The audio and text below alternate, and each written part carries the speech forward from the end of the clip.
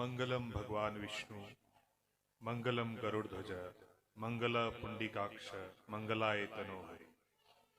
ओम विष्णुवे नमः। सर्वप्रथम बाबा नकोदरदास जी के आराध्य भगवान विष्णु के श्री चरणों में कोटि कोटि नमन करते हुए आप सभी के सुख समृद्धि की मैं कामना करता हूं और साथ ही इस बैसाखी पर्व की आप सभी को बहुत बहुत बधाई।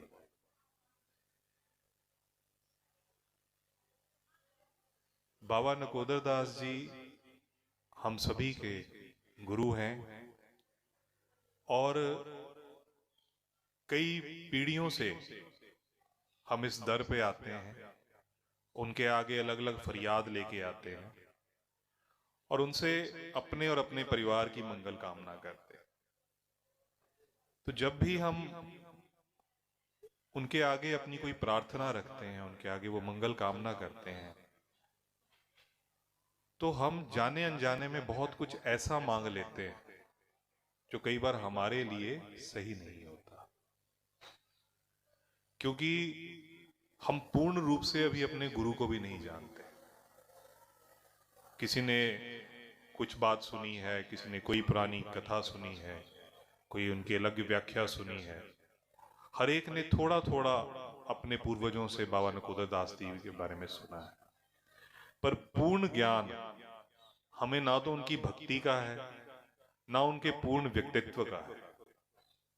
और इसी वजह से हम वो मांग भी उनके आगे कर बैठते हैं जो निश्चित तौर पे वो आपको नहीं देंगे। तो सबसे पहले हमें अपने गुरु के बारे में जानना है कि बाबा नकोदरदास जी क्या थे, उनका व्यक्तित्व क्या था, गुरु के रूप में वो क्या थे। ये जानना सबसे पहले हम सभी के लिए बहुत जरूरी है। और इसीलिए मेरी कोशिश रहती है कि जब भी मुझे समय मिले और हम सब इकट्ठे होकर बैठे, तो सबसे पहले मैं बाबा नकोदरदास जी की कथा से ही बात शुरू करूं, उनके जन्म से बात शुरू करूं। तो बाबा नकोदरदास जी का जन्म इसी धर्मसाल महंता की धरती पर, जो नीचे गांव है वहां पे उनका जन्म स्थान है, वहां पे उनका जन्म हुआ। पिता के नाम धर्मदास था और माता जी का नाम निक्की था। और बड़ी छोटी अवस्था में उनकी जो लगन थी वो भगवान के प्रति थी। बाबा नकोदरदास जी पंचदेव उपासक रहे, पर उसमें जो उनके इष्ट रहे, जो सबसे उनको प्रिय थे, वो भगवान विष्णु थे और उन्हीं की आराधना उन्होंने जीवन में की है।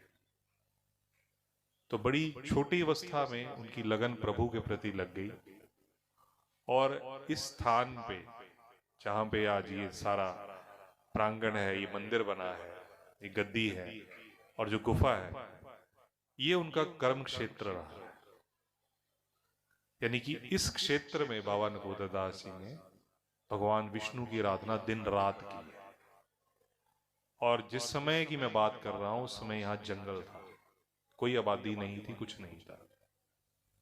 उस घने जंगल में एक बालक रूप, बड़ी छोटी आयु में बाबा जी अपने घर से उनके माता पिता उन्हें भेज देते थे गाय चराने के लिए, और वो गाय चराने के लिए यहाँ पे स्थान पे आ जाते और एक खिंचाव इस तपस्थली का है, इस पेड़ का है।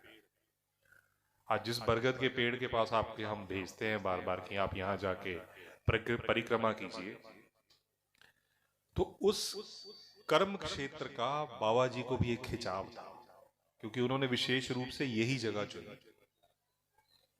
और भी जंगल था और भी कोई पेड़ थे, कहीं और भी बैठ सकते थे, विशेष रूप से यही स्थान चुना गया। क्योंकि अगर आप उसको, एक तो हम कहते हैं ना, किसी सही अपने आंखों से, हम नेत्रों से देख रहे हैं, आंखें खोल के किसी चीज को देख रहे हैं, तो वो क्या है, बाहरमुखी होके देख रहे हैं, बाहरी रूप से देख रहे हैं। अगर हम अंतर्मुखी होके देखें तो आपको गुफा की एक विशेषता नजर आएगी। जिस स्थान पे वो बैठे हैं, जिस स्थान पे उन्होंने तपस्या की है, उसके समक्ष अगर आप देखें तो सूर्य उगता है, सूर्य की उदय होता है वहां से। और जहां से सूर्य उगता है वहां से देवताओं की ऊर्जा भी आती है। तो उस स्थान पे बाबा जी ने आके विशेष इसी वजह से चुना। और उसके सम्मुख अगर आप देखें तो थोड़ी दूर पे माता चिंतपूर्णी का मंदिर है। वो दिशा ही आप देखेंगे, अगर बारीकी से अंतर्मुखी आप होके देखें तो आप वहां अगर ध्यान लगाने बैठेंगे तो ना सिर्फ आपको बाबा नकोदर दास जी की रूप नजर अंदर आएगा, साथ ही माता चिंतपूर्णी के दर्शन भी हो जाएंगे। और उसके बिल्कुल विपरीत अगर देखें तो मां शीतला का दरबार है। तो बिल्कुल देवस्थानों के बीच में केंद्रित एक देवस्थान है, जहां पे आपके गुरु ने जाके वहां पे तपस्या की है। एक बड़ी विशेषता रहती है। हम आजकल तो मंदिर कहीं भी निर्मित कर लेते हैं, पर अगर पुरातन हम अपनी संस्कृति को देखें, पुरातन शैली को देखें, तो उसमें मंदिर उस जगह पे निर्मित किए जाते थे जहां पे ऊर्जा का केंद्र हो। क्योंकि जब तक वहां पे ऊर्जा केंद्रित नहीं होगी तो जो व्यक्ति वहां मत्था टेकने आएगा वो उस ऊर्जा को ग्रहण नहीं कर पाएगा। तो ये एक विशेषता है उस गुफा की। कभी ध्यान से मनन कीजिएगा, इस चीज का चिंतन कीजिएगा जो मैं आपको बता रहा हूं। ये अलग बड़ी विशेष बातें जो हमारे पूज्य दादाजी महंत लक्ष्मीधर जी हमें बताते हैं। तो ये वो बातें हैं जो मैं आपके साथ यहाँ पे सार्वजनिक रूप में आपके साथ चर्चा करता हूँ। तो बड़ी छोटी आयु में बाबा नकोदर दास जी इस स्थान पे आ जाते। इस स्थान का उन्होंने चयन किया क्योंकि तपस्वी थे। उन्हें इस बात का ज्ञान था कि यहाँ पे मेरी भक्ति जल्दी फलित होगी। तो इस स्थान पे आके उन्होंने बैठ जाना और सारा दिन यहाँ पे भगवान की आराधना करनी। तो जब उनके माता पिता ने उनका ये रूप देखा, उनकी ये दिनचर्या देखी, तो थोड़ा वो चिंतित हो गए कि क्योंकि माँ बाप स्वाभाविक रूप से हो जाते हैं। तो उन्होंने यहाँ पे इस इलाके में उस समय पे बाबा जतीदास जी नाम से एक संत थे, उनको बुलाया गया। उनका वैसे नाम सावनमल था और इस इलाके में नंदपुर भटोली करके स्थान है जहाँ पे उन्होंने आखिरी निवास भी किया। और काफी क्षेत्र जो यहाँ पे अगर लोकल हैं उनको पता होगा कि बाबा जतीदास जी का इस क्षेत्र में बहुत नाम है। बहुत जगह उनके नाम से जग दिए जाते हैं, भंडारे किए जाते हैं। वो सिख धर्म को मानने वाले थे, गुरबाणी को मानने वाले थे, गुरु को मानने वाले थे। और उनके गुरु ने भी उनको इस स्थान पे भेजा गया था भगवान का नाम आगे बढ़ाने के लिए। तो इस क्षेत्र में जब वो रहे तो उनको बुलाया गया। जो बाबा नकोदर दास जी के माता पिता थे, उन्होंने उनको यहाँ पे बुलाया, बाबा जतीदास जी को, कि आप आके देखिए कि हमारा पुत्र इस तरह से बैठा हुआ है, तप में विलीन रहता है। वो यहाँ तप करता है और सारा सारा दिन करता है। संशय नहीं है हमें कोई ऐसा विचार नहीं है कि कुछ अजीब हो रहा है, पर बहुत छोटी आयु है, एक बालक है। तो उन्होंने बाबा जतीदास जी को सम्मान पूर्वक यहां बुलाया। और जब बाबा जतीदास जी आए और उनकी भेंट बाबा नकोदर दास जी से हुई तो उन्हें इतना ज्ञात हो गया कि बालक में विशेष है, इनके ऊपर भगवान की कृपा है। पर फिर भी संत संत होता है, उनके मन में यह भी विचार आया कि मैं इनकी परीक्षा लूंगा, क्योंकि परीक्षा के बिना कोई भी भवसागर के पार नहीं जा सकता। अगर आपने संत भी बनना है, अगर आपने भक्ति मार्ग में भी चलना है, तो भगवान आपकी परीक्षा बार बार लेगा। जितने दुख आते हैं ना आपको, जितनी तकलीफें आती हैं, वो क्या है? वो आपकी परीक्षा है। कोई उस परीक्षा में उत्तीर्ण होता है, कोई फेल हो जाता है। हम डर जाते हैं तो हम फेल हो जाते हैं, और अगर हम उसके नाम का सहारा लेके आगे बढ़ते हैं तो उसमें उत्तीर्ण हो जाते हैं। परीक्षा का ये महत्व होता है, कठिनाइयों का ये महत्व होता है जिंदगी में। और बड़ी अनिवार्य है। अगर कठिनाई नहीं आएगी, भगवान हमारी परीक्षा नहीं लेगा, तो हमें उस सुख की कोई कदर नहीं होगी। क्योंकि ऐसे लगेगा कि जिंदगी में तो सुख आ ही जाते हैं। आज की जैसे युवा पीढ़ी है, वो घबराए रहते हैं। मेरे पास आते हैं, आज भी एक सज्जन आए थे, तो वो कह रहे थे जी कि हमारे पास किसी समय कुछ भी नहीं था, हमारे पास ज्यादा ना धन था ना कुछ था, पर अब हमारे पास धन दौलत बहुत हो गई, हमारे पास सब कुछ साधन है, पर अब परिवार में ऐसी घटनाएं हो रही हैं जिससे कि मन घबरा गया है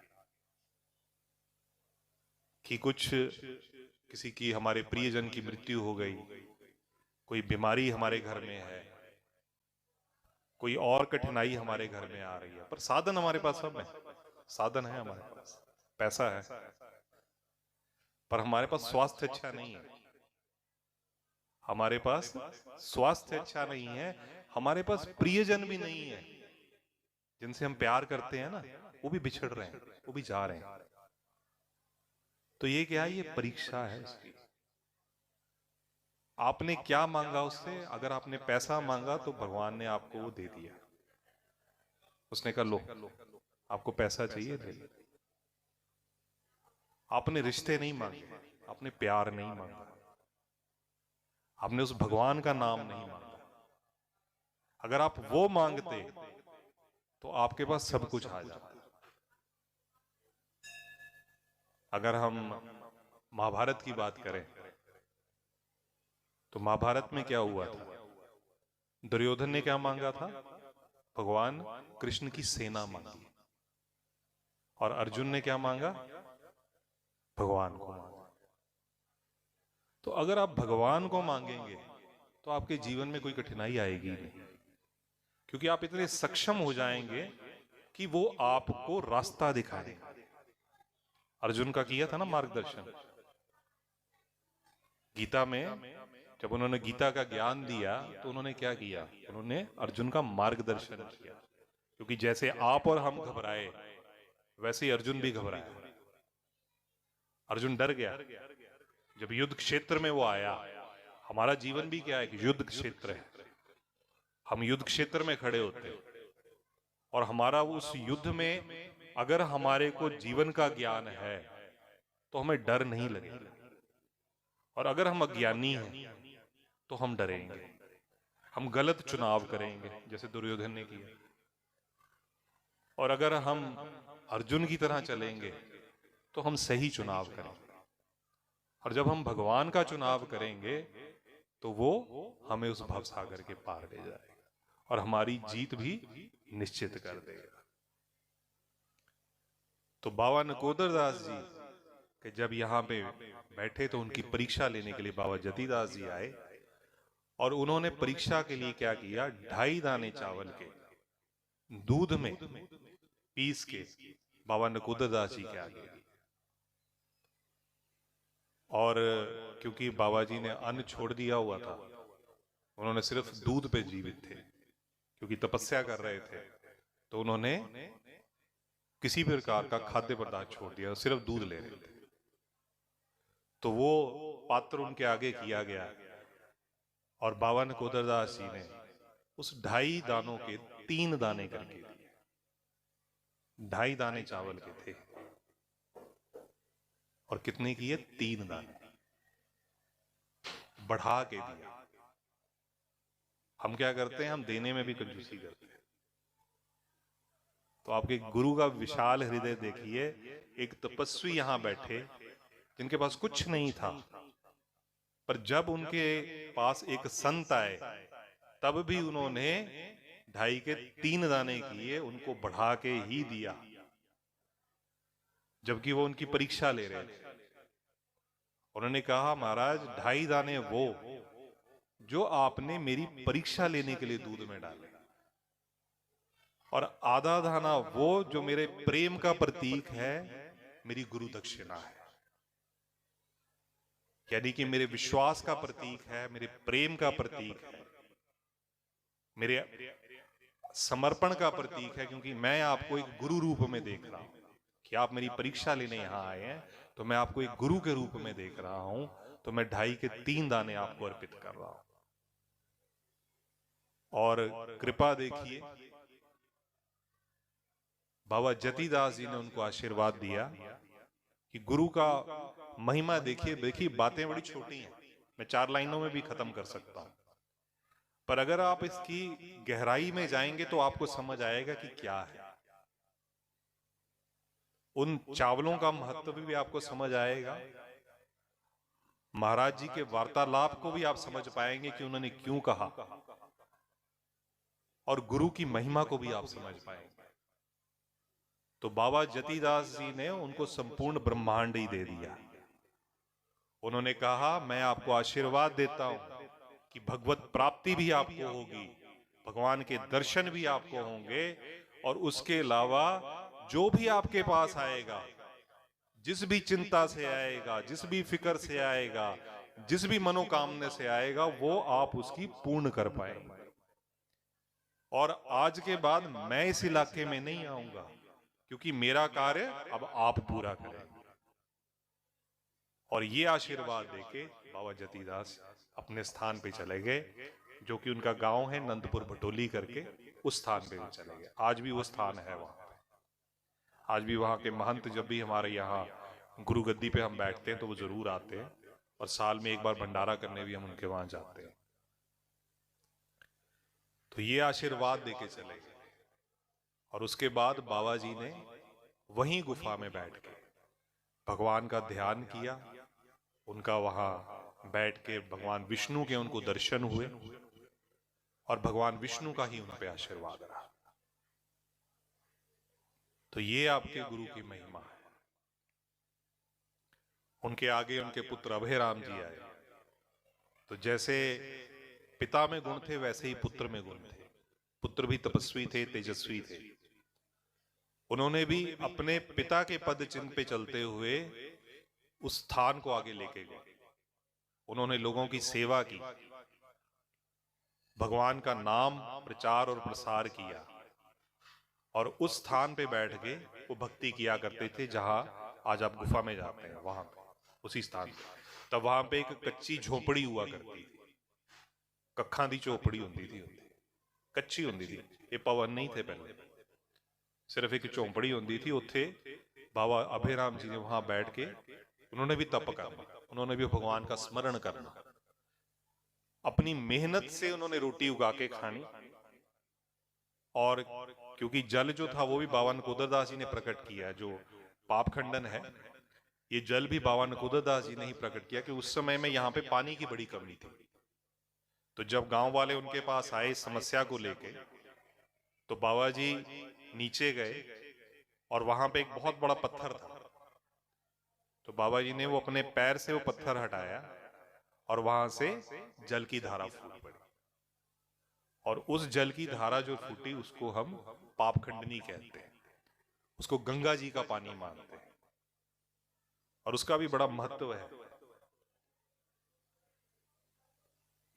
बाबा नकोदरदास जी को हम जीवित रूप में मानते हैं कि आज भी वो गुफा में बैठ के हमें देख रहे हैं। जब भी आप यहां आते हैं तो हम आपको पहले क्या कहते हैं, आप गुफा जाके दर्शन कीजिए, गुफा फेरियां लीजिए, हमारे आगे मत रोइए, हमें मत बताइए, मुझे तो जो उनका हुक्म होगा वो मेरे मुख से निकल जाएगा। हो सकता है अच्छा हो सकता है बुरा। कई बार हम आपकी अवस्था देख के कुछ अपने बुरे वचन है उनको भी रोक लेते हैं, क्योंकि कई बार व्यक्ति इतना दुखी होता है कि उसको अगर मैं वो सच बोल दूं तो वो और दुखी हो जाएगा। तो हमारा काम है आपको हौसला देना। तो सर्वप्रथम कहां जाना होता है, हमने गुफा जाना होता है, क्योंकि वो वहीं पे जीवित अवस्था में बैठे हैं। अगर आप अंतर्मुखी उनको देखें, अंतर्मुखी कैसे होते हैं, जब हम आंखें बंद करके उनका ध्यान करते हैं। आप बाहर मुखी होके तो मुझे देख रहे हैं, मेरे शरीर को देख रहे हैं, पर इस शरीर में एक आत्मा है जो उस परमात्मा का अंश है, और वही अंश जब भगवत प्राप्ति कर लेता है तो वो दिव्य हो जाता है। और उस दिव्य रूप को देखने के लिए आपको अंतर्मुखी ही होना पड़ता है। तो अगर आप बाबा नकोदर दास जी को देखना चाहते हैं तो आपको अंतर्मुखी होके ही उनको देखना पड़ेगा। तो वो गुफा में वहां बैठे हैं और वो हर आते जाते को देख रहे हैं। जब आप वहां जाते हैं ना और बातों में अपना टाइम खराब कर रहे होते हैं, तो वो देख रहे होते हैं कि कौन सच्चे भाव से आया है और कौन सिर्फ यही देखने आया है कि मेरा काम हो गया ता भी ठीक है, नहीं तो किसी और डेरे चला गया। बड़े लोग आते हैं। देखिए 500 वर्ष हो गए हैं इस गद्दी को, 500 वर्ष से हम इस गद्दी पे बैठे हैं।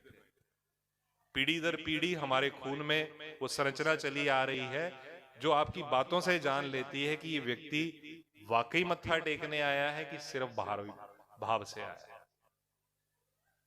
अगर आप अंदर से वो भाव लेके जाएंगे तो ऐसी कोई चीज नहीं जो आपकी पूर्ण ना हो। सिर्फ प्रारब्ध है जो भगवान बदल सकता है। कर्म का भोग आपको भोगना ही पड़ेगा, पर बड़ी से बड़ी मुश्किल से जो निकालने की शक्ति है वो बाबा जी में है। वो सिर्फ आपको देखते हैं कि आप वाकई उसके पात्र हैं कि नहीं। अगर हम सिर्फ बाहरी आवरण से उनको लालच देके कि महाराज जी मैं चढ़ा दूंगा तब मेरा काम हो जाए, या मैं इन्नियां फेरियां लाऊंगा तब मेरा काम हो जाए, वो शर्ता नाल काम नहीं कर दे। ये सिर्फ आपको एक बांधने का तरीका है जो हम आपको बताते हैं कि जब वहां जाए तो परिक्रमा करें, परिक्रमा करने के साथ साथ नाम लें भगवान का, स्मरण करें उनका, उसके बाद वहां बैठ जाएं। हम बार बार आपको कहते हैं पहले आपने फेरियां ली, फेरियां लेने का क्या मतलब हो, यह भी ध्यान की प्रक्रिया है। मेरी बात को बड़े ध्यान से सुनिएगा। फेरियां लेना चक्कर काटना नहीं होता, हमें उस ऊर्जा का पात्र बनना होता है जो ऊर्जा वहां से निकल रही है। अगर आप बाहरी रूप से घूमेंगे तो वो ऊर्जा आपको ना नजर आएगी ना आप उस ऊर्जा को ग्रहण कर पाएंगे। पर अगर आप उस ऊर्जा में प्रवेश करना चाहते हैं तो आहिस्ता आहिस्ता भगवान के नाम के साथ आप वहां पे उनकी फेरियां लेते हैं। पर मुख पे क्या होगा, चाहे बाबा जी का नाम लें, चाहे भगवान विष्णु का नाम लें, चाहे अपने किसी गुरु महाराज का नाम लें, वो नाम अवश्य लें और उस नाम को लेते हुए वहां परिक्रमा करें। और उसके बाद परिक्रमा करने के बाद क्योंकि वहां मूर्ति नहीं है तो आपने ध्यान कैसे केंद्रित करना है, उनके समक्ष बैठना है, सामने बैठना, ताकि गुरु महाराज का बिल्कुल आप समक्ष सामने बैठ पाए। उसके बाद आपने आंखें नेत्र बंद करने, आंखें बंद करनी, आंखें बंद करके आपने दोनों आंखों के मध्य जो हमारा तीसरा नेत्र जिसको हम कहते हैं, जहां पे टिक्का लगाते हैं, यहां पे ध्यान केंद्रित करना। इस स्थान पे आपने ध्यान केंद्रित करके आंखें बंद करके फिर गुरु महाराज को देखने का प्रयत्न करना।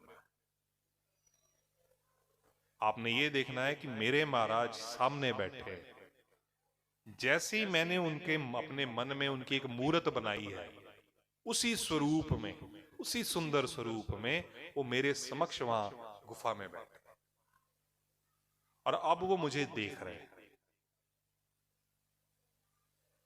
और जैसे जैसे वो आपको देखेंगे, जैसे जैसे आपका उनके अंदर विलय होगा, वैसे वैसे आपकी प्रार्थना निकलेगी और उस प्रार्थना को बिना बोले वो सुनेंगे। और अगर आपके लिए वो सही हुई तो वो जरूर पूर्ण हो, ये मैं आपको गारंटी देता हूं, क्योंकि इतने वर्ष हमें हो गए, मुझे अब बाबा जी से कुछ मांगना नहीं पड़ता। वो मुझे खुद बताते हैं कि क्या होगा और क्या नहीं होगा। आज महंत लक्ष्मीधर जी की बात करें तो हम कहते हैं कि उनको वाक सिद्धि थी। तो वाक सिद्धि कहां से आई? बाबा नकोदर दास जी से।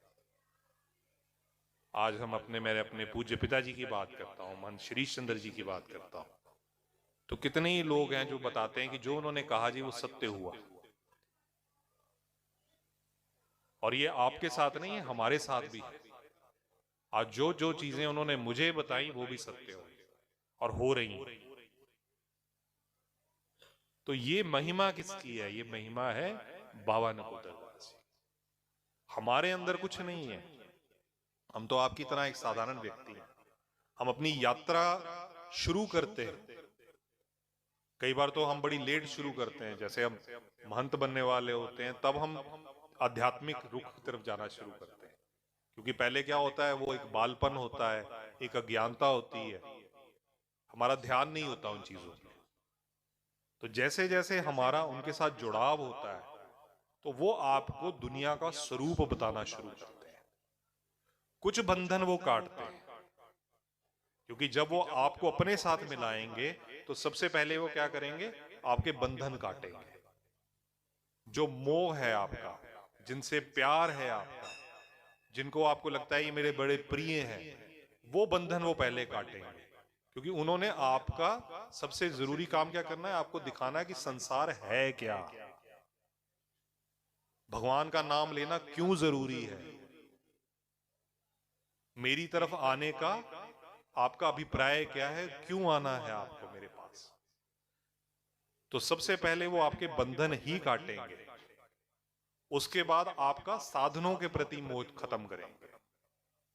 आपको पैसे से भी इतना प्रेम नहीं रहेगा, आपको चीजों से प्रेम नहीं रहेगा, यहां तक कि आपको अपने प्रियजनों से भी प्रेम नहीं रहेगा। जब इस अवस्था पे वो आपको लेके चले जाते हैं तो वो आपको अपने समीप ले आते हैं, फिर आप भगवत प्राप्ति के मार्ग पे आगे चलते हैं। तो बाबा जी इस तरीके से चलते हैं, उसमें कष्ट भी आएंगे, उसमें तकलीफ भी होगी, और आपको लगेगा शायद मेरे साथ बड़ा गलत हो रहा है, पर बंधन ऐसे ही कटते हैं। आप कितने भी साधु संत देख लीजिए, आप उनकी जीवनियां पढ़ लीजिए, किसी का भी जीवन सरल नहीं रहा। हर किसी ने बहुत कष्ट झेले, हर किसी ने बहुत ज्यादा कष्ट झेले हैं, तब जाके उनको भगवत प्राप्ति हुई है। ये इतना सरल मार्ग नहीं है कि मैंने 4 शब्द बोले और हो गया, ऐसा नहीं है। आपको मैं कहता हूं 2 टाइम नहीं तो 1 टाइम बैठिए, 1 टाइम भी भजन नहीं होता आपसे, वो 5 मिनट नहीं दे सकते हम, और हम बात करते हैं भगवान को प्राप्त करने की, संसार के सारे सुख प्राप्त करने की। संसार के सारे सुख तो इंद्र नहीं समा पाए अपने में, कितनी बार तो इंद्र को कष्ट देना पड़ा। वो है देवताओं के राजा है। और अगर हम अपने भगवान की बात करें तो भगवान को भी कष्ट झेलना पड़ा। चाहे रामायण की हम बात करें, भगवान राम की बात करें, चाहे भगवान कृष्ण की बात करें, आप बार बार कथा पढ़ते हैं पर उसमें से सीख नहीं लेते। सीख ये है कि भगवान राम ने 14 वर्ष वनवास काटा है, 14 वर्ष। हम एक दिन कष्ट नहीं झेल पाते। हम भगवान कृष्ण की बात करें तो उन्होंने अपना बचपन, उनका जन्म कहां हुआ, कारावास में हुआ। जब भगवान भी कष्ट झेल के दुनिया में आए और उन कष्टों के साथ ही उन्होंने जीवन अपना संपूर्ण भी किया, तो क्या हम जो इतने पाप करते हैं, इतनी गलत चीजें करते हैं, हमारा जीवन सरल हो जाएगा क्या? इतना आसान हो जाएगा हमारा जीवन? ये आसान नहीं है। और फिर मैं बाबा अभयराम जी की बात पे आता हूं। तो बाबा अभयराम जी ने भी उसी स्थान पे तपस्या की, और उनका हृदय भी बाबा नकोदर दास जी की तरह बड़ा कोमल था, यानी कि किसी का दुख नहीं देख पाते थे। संत में ना एक बड़ी विशेषता होती है, उनका दिल बड़ी जल्दी पसीज जाता है, क्योंकि आप अपना दुख बताएंगे तो उनको वो उस दुख में व्यथित हो जाते हैं। उनको लगता है कि अगर ये व्यक्ति दुखी है तो मैं परमात्मा से क्यों ना अपनी भक्ति का कुछ अंश दे दूं, और उसमें से इसके लिए सुख की कामना करता हूं, क्योंकि सरल नहीं आता, सौदा बड़ा महंगा है। महाराज ਨੂੰ अपनी भक्ति चो बड़ा कुछ देना पैंदा है। ਤੁਹਾਡੇ ਵਾਸਤੇ ਜੇ ਅਸੀਂ ਸੁਖ ਮੰਗਦੇ ਆ ਨਾ, ਤਾਂ अपने वास्ते सानू कष्ट भी लेने पैंदे, क्योंकि जो भी जमा और घट होगा ना, वो कहां से होगा? हमारे कर्मों से होगा। तो मैंने अपने अच्छे कर्म परमात्मा को समर्पित कर दिए आप लोगों के प्रति, कि भगवान इसको सुखी कर देना, भले ही मुझे कष्ट दे देना। ये प्रार्थना करनी पड़ती है, क्योंकि अगर मैं वैसे बोलूं कि महाराज जी का काम कर देना, ता नहीं होना थोड़ा। क्योंकि कई बार महाराज जी दस देंगे कि भाई ये भक्ति भी नहीं करता, ये तो जेरे तेरे को आया ना मंगण ही आया है, ये पैसे चढ़ सिट के जाएगा, करेगा कुछ नहीं। सानू गुरु मंत्र भी दिने है ना कई बार, तो सानू पता लग जाता केड़ा गुरु मंत्र दा जाप करेगा तो केड़ा नहीं करेगा। लैन दे इच्छुक तो बड़े होंगे, पर जाप कोई कोई करता तरीके। सो बाबा अभय राम जी ने वहां पे बैठ के तपस्या की, लोगों का कल्याण किया। और एक उनका जीवन की घटना है, उनके बच्चों से चिड़िया के बच्चे मर गए, और चिड़िया के बच्चे जब मर गए तो वो उनकी माँ तड़पती हुई उनके बाबा अभयराम जी जहां तपस्या कर रहे थे उनके आगे घूमना शुरू हो गई। और उसका दुख जो है वो बाबा अभयराम जी के मन में समा गया, और उनके मुंह से निकल गया कि जैसे ये दुखी है जिसने इसके बच्चे मारे ना, उनकी मां भी ऐसे ही दुखी हो। और वो श्राप कहां गया? बाबा अभयराम जी के अपने बच्चों को। उन्होंने अपने बच्चों को ही ये श्राप दे दिया। तो संत का हृदय किसी की भी दुख को देख के पसीज जाता है, और वो ये नहीं देखते कि ये मेरा अपना है, ये मेरा पराया है। आपकी जो व्यथा है वो सच्ची होनी चाहिए, आपकी पुकार मन से सच्ची होनी चाहिए। अगर आपकी पुकार मन से सच्ची है तो वो आपका ध्यान अवश्य रखेगी। और ये नहीं होनी चाहिए कि मतलब निकल गया तो मैं नहीं आऊंगा। जब बड़े आंदे महाराज मैं 10 साल बाद आया, मैं 5 साल बाद आया, मैं 15 साल बाद आया। मेरे जी माता पिता मैनू लैके आए थे, मैं मत्था टेक गया, हुण मैं ना 20 साल बाद आया। मैं क्या बहुत अच्छी गल है जी, तुसीं 20 साल बाद आए, बड़े कमाल दी गल है। अज जरूरत पई तां आ गए, नहीं तो अज भी नहीं आना था। ये साडा हाल है। दसन का मतलब मेरा मकसद यह है कि असी किस तरीके नाल चल रहे हैं। भगवान को हमने एक मजाक बना के रख दिया कई चीजों में। जैसे एक दुकान पे हम सौदा खरीदने जाते हैं ना, वैसे हमने शुरू कर दिया। उसके प्रति प्रेम हमने खत्म कर दिया। हमारा विश्वास आज बहुत कमजोर है। अगर वो जरा सा कष्ट देते हैं ना तो हम कहते हैं आज तो धर्म ही बदल लेते हैं, चलो आज क्रिश्चियन हो जाने हैं, कुछ होर हो जाने हैं। आजकल यही हो रहे हैं, समाज देख रहे हो तुम, क्योंकि आस्था की डोर ही बड़ी कच्ची है। असी सौदा खरीदन जाने हैं, मंदिर च भी क्या करते हैं, असी भी व्यापार करते हैं, परमात्मा का ध्यान नहीं करते।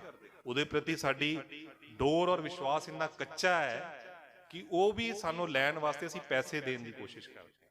उत्थे भी रिश्वत देने कि महाराज ये दे देने हैं, तुसीं ये दे दे। कितनी शर्म की गल। प्रेम करो उहदे नाल।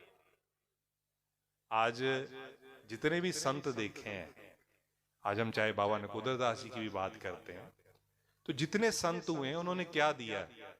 उनके पास कुछ नहीं था सिवाय अपने। उन्हें अपने आप को ही भगवान को समर्पित कर दिया, और जब वो समर्पण पूर्ण हो गया तो भगवान ने उनको अपने पास ला लिया, उनको मोक्ष की प्राप्ति करा दी, जीवन मरण के चक्कर से ही छुटकारा दे दिया। अब ये आपके ऊपर है कि मैंने वो मार्ग लेना है या मैंने जीवन और मरण के चक्कर में ही पड़े रहना। क्योंकि माया बड़ी भ्रमित करती है। हम सब यहां बैठे हैं, आज इस प्रांगण में बैठे हैं, पर कहीं ना कहीं अभी भी हम सब माया से भ्रमित हैं। हमें कुछ ना कुछ इच्छा लेके बैठे, कहीं हमें अपने बच्चों की नौकरी की फिक्र है, कहीं हमें घर में कोई बीमार है उसकी चिंता है, कहीं हमें व्यापार में घाटा हो गया उसकी चिंता है, कोई हमें और बच्चों की पढ़ाई की चिंता है, किसी के व्यवहार की चिंता है, मतलब अलग अलग चिंताएं हम लेके बैठे। तो माया पूर्ण रूप से आपके ऊपर जो है, जो उसका प्रभाव है। अब अगर हम इस स्थान पे आके भी उसको काट नहीं पाए तो यहां पे आना बिल्कुल व्यर्थ है। क्योंकि बाबा जी के पास आने का मकसद क्या है? क्योंकि आपके गुरु क्या है? तपस्वी, संत। बाबा नकोदर दास जी कोई कुबेर, धन कुबेर नहीं है, वो कोई व्यापारी नहीं है, वो कोई ऐसे व्यक्ति नहीं जिनके पास बहुत धन संपदा थी। वो एक संत थे। बड़े साधारण कपड़ों में आके वो इस जंगल में उन्होंने प्रभु भक्ति की है। तो ऐसे भक्त से आप अपने लिए कुछ मांग रहे हैं, तो जब तक हम उनका अनुसरण नहीं करेंगे, उनके अनुसार नहीं चलेंगे, हम आगे बढ़ नहीं सकते। तो कहने का तात्पर्य यह है कि भजन जरूर कीजिए, एक समय तो कम से कम 15 मिनट, कम से कम ज्यादा से ज्यादा आधा घंटा या 1 घंटा कर लीजिए।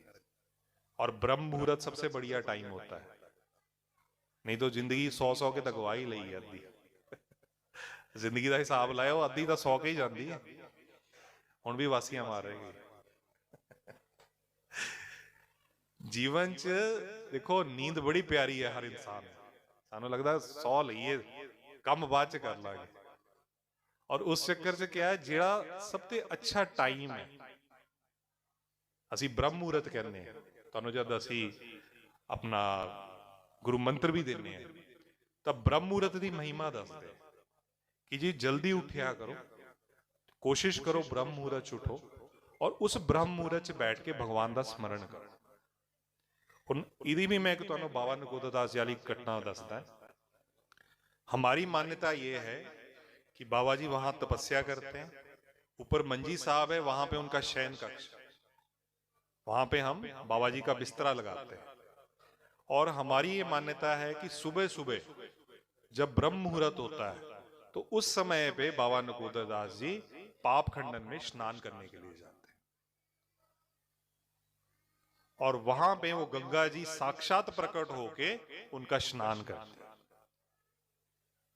और इसी वजह से, क्योंकि वो स्वयं एक तपस्वी हैं जिनको भगवान का आशीर्वाद प्राप्त है और पाप खंडन स्वयं गंगा मां की एक धारा है, तो इसलिए जब वो स्नान करके चले जाते हैं, उसके बाद हम आपको उस विशेष स्नान का समय देते हैं।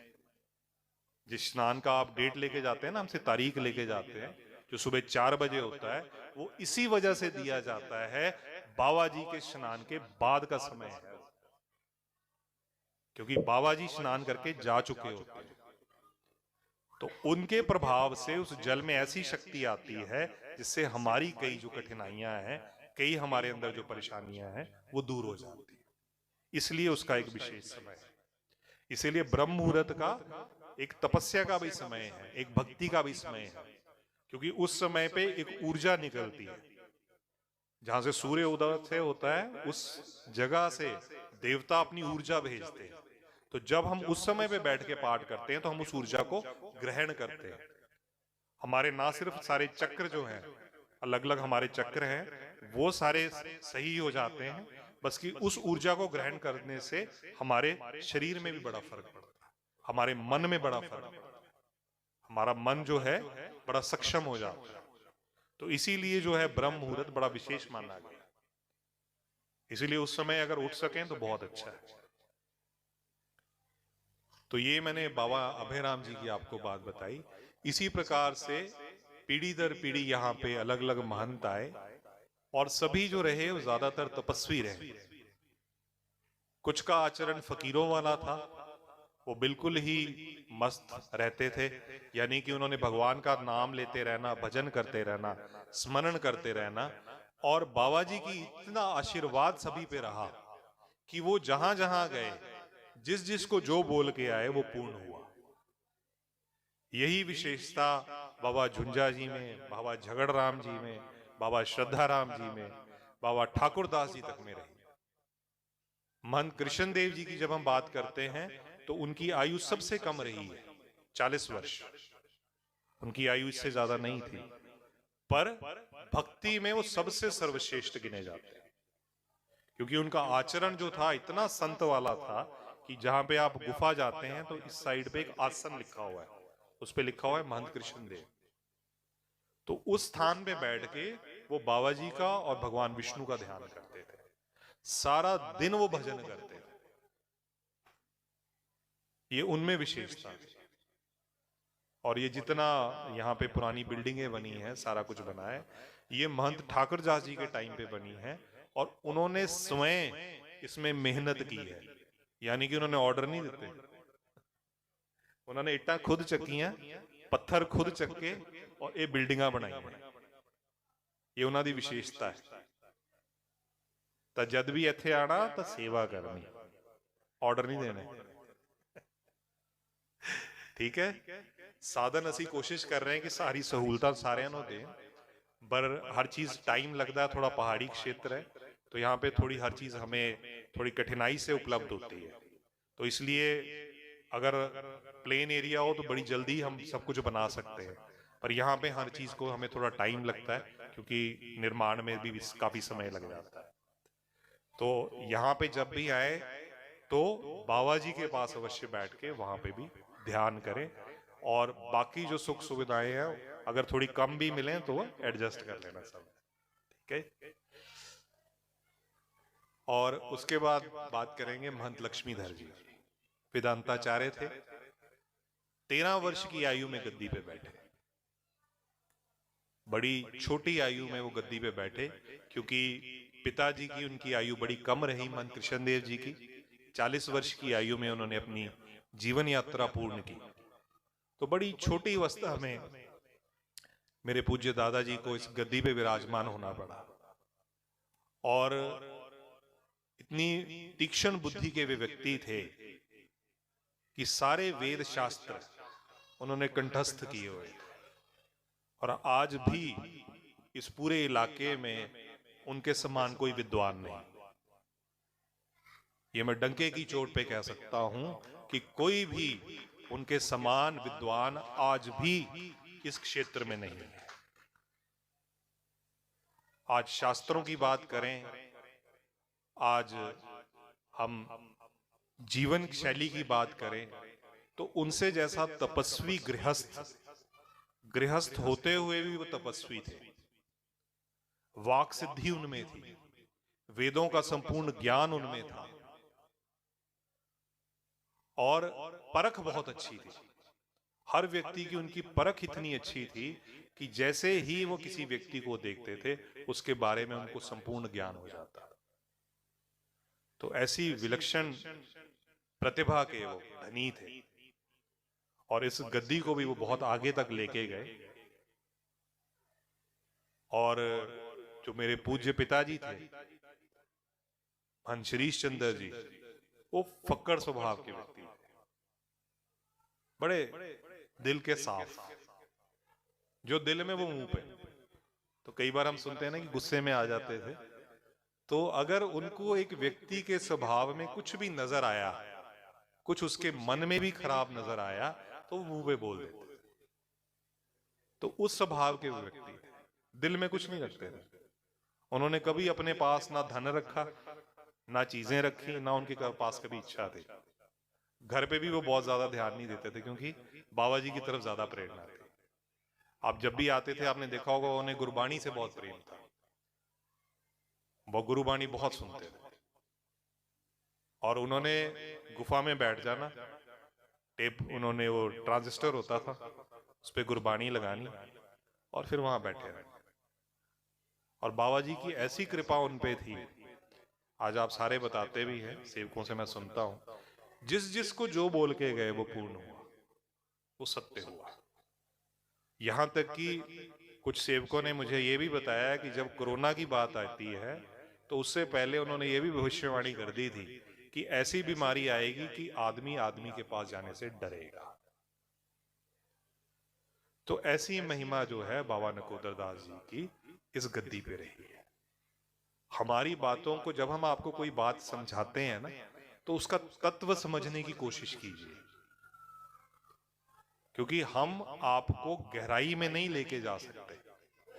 अगर हम बहुत गहराई में आपको लेके जाएंगे तो आपके अंदर भय आ जाएगा। और गुरु का क्या काम है?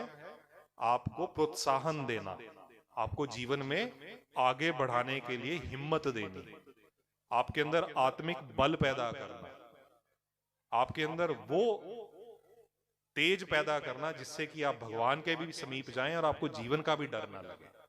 ये कार्य है हमारा, ये हमें समझाया जाता है। जब हम गुरु गद्दी में आगे जाते हैं ना, तो पिता से पुत्र को यही मिलता है कि जो आपके पास आएगा, चाहे वो दोस्त है, चाहे वो दुश्मन है, चाहे वो अच्छे भाव से आ रहा है, चाहे वो बुरे भाव से आ रहा है, आप उसको प्रोत्साहन ही देना है। उसको जीवन में कठिनाई जो है वो झेलने का बल देना है कि डरना नहीं है, असी हैं, असी तेरे नाल, तेनों घबराने की कोई लोड़ नहीं, तू अगे वध, ਅਸੀਂ ਤੁਹਾਨੂੰ ਇਹ ਹਿੰਮਤ ਦੇਣੀ ਹੈ, ਤੁਸੀਂ ਇਹੀ ਹਿੰਮਤ ਲੈਣ ਵਾਸਤੇ ਗੱਦੀ ਤੇ ਆਉਂਦੇ ਹੋ। ਸੋ ਤੁਸੀਂ ਘਬਰਾਣਾ ਨਹੀਂ ਹੈ ਕਦੀ ਵੀ। ਕਿੰਨੀ ਵੀ ਕਠਿਨਾਈ ਆ ਜਾਏ, ਕਿੰਨੀ ਵੀ ਮੁਸ਼ਕਿਲ ਆ ਜਾਏ, ਤੁਸੀਂ ਇੱਕ ਧਿਆਨ, ਇੱਕ ਆਵਾਜ਼ ਬਾਬਾ ਜੀ ਨੂੰ ਮਾਰੋਗੇ, ਤੁਹਾਡੇ ਸਾਰੇ ਕੰਮ ਹੋਣਗੇ। ਤੁਹਾਨੂੰ ਡਰਨ ਦੀ ਲੋੜ ਨਹੀਂ ਹੈ ਕਿਸੇ ਦੀ।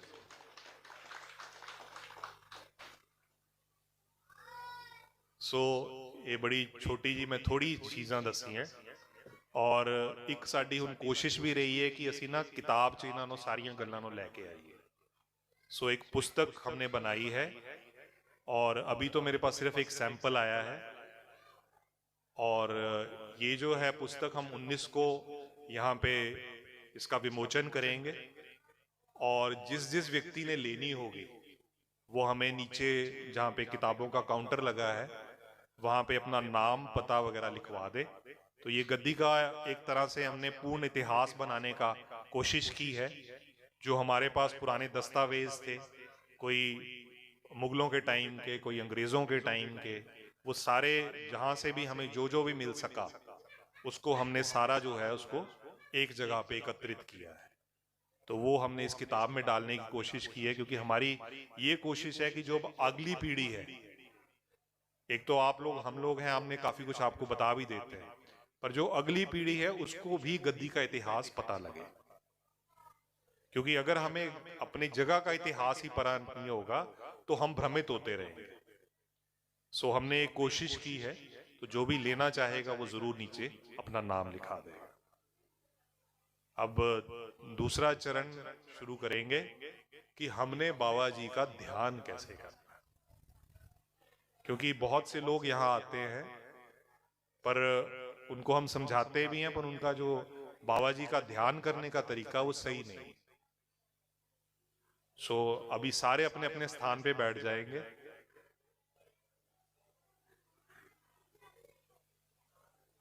और मेरी आवाज पे ध्यान देते हुए आपने, जैसे जैसे मैं बताता जाऊंगा, मैं 2 ध्यान के आपको प्रक्रिया करवाऊंगा। पहले ध्यान की प्रक्रिया वो करवाऊंगा जिसमें हम बाबा जी के दर्शन करेंगे। उसके बाद मैं दूसरी कराऊंगा जो आपकी इच्छा अनुसार चीजों को सृजित करती है, जिसको हम चित्त शक्ति भी कहते हैं।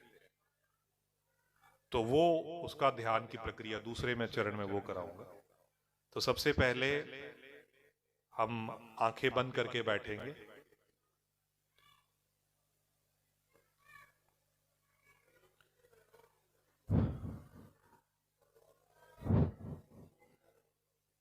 गुरुर्ब्रह्मा गुरु विष्णु गुरुदेवो महेश्वरा, गुरु साक्षात परब्रह्म तस्मै श्री गुरुवे नमः।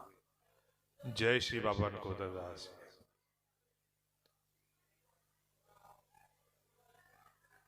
आंखें बंद करके आप सभी ने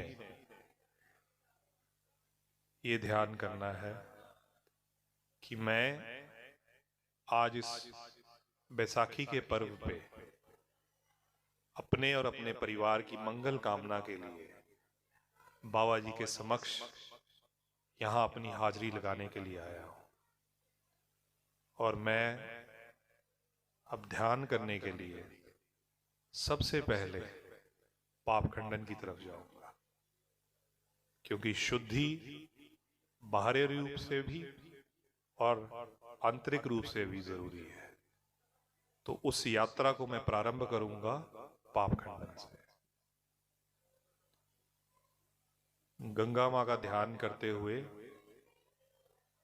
मैं पाप खंडन को नमस्कार करता हूं। ओम गंगा देवी नमस्तुभ्यं। और वहां पे मैं गंगा जी के पानी से स्नान करता हूं। जैसे जैसे पाप खंडन का पानी मेरे शरीर को छूता है, मैं अपने आप हल्का महसूस करता हूं। मेरा शरीर बिल्कुल हल्का हो रहा है। मेरे को एक शांति का अनुभव हो रहा है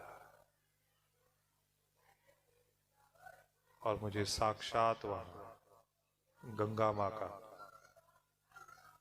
ध्यान और वहां पे मैं गंगा मैया को देख पा रहा हूं। स्नान करते हुए मैं भगवान का नाम लेता हूं। मेरे साथ साथ बोलेंगे सारे।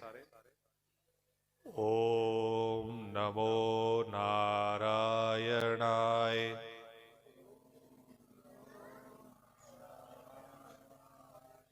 ओम नमो नारायणाय।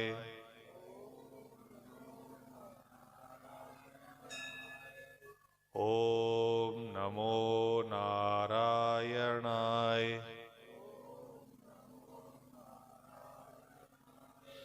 ओम नमो नारायणाय।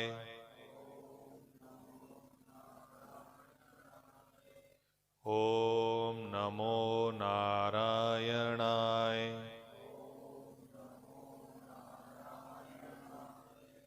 ओम नमो नारायणाय।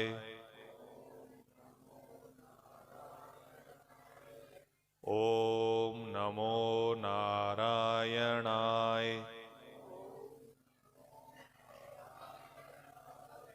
ओम नमो नारायणाय। ओम नमो नारायणाय। ओम नमो नारायणाय। ओम नमो नारायणाय।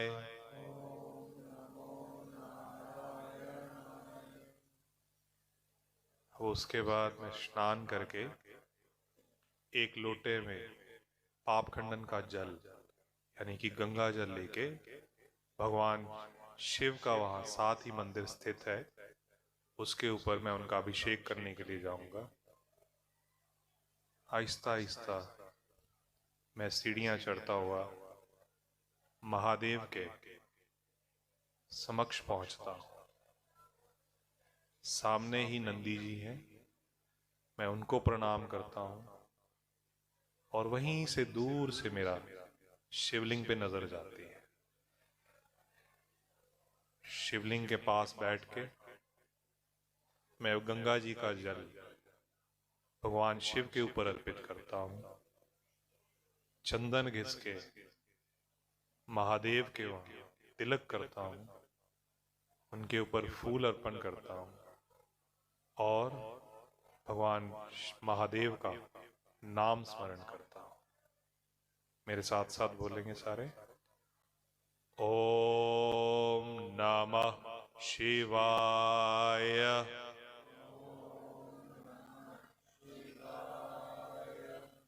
ओम नमः शिवाय।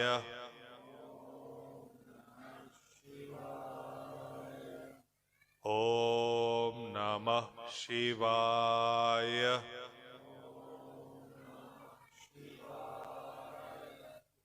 ओम नमः शिवाय।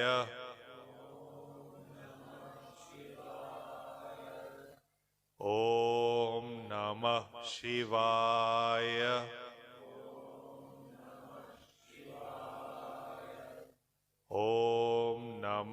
शिवाय।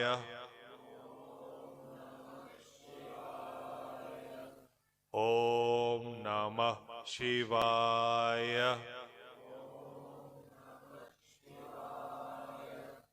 ओम नमः शिवाय। ओम नमः शिवाय। ओम नमः शिवाय।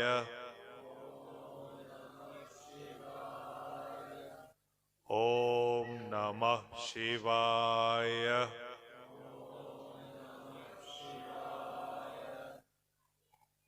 महादेव को मैं प्रणाम करके फिर आहिस्ता आहिस्ता सीढ़ियां चढ़ते हुए ऊपर की ओर प्रस्थान करता हूँ।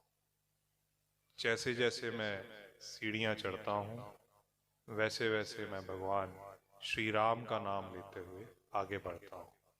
मेरे साथ साथ बोलेंगे। श्री राम जय जय राम। श्री राम जय जय राम। श्री राम जय जय राम। श्री राम जय जय राम।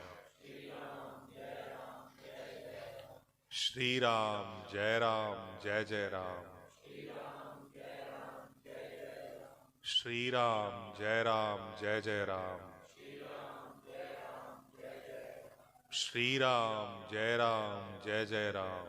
जय राम।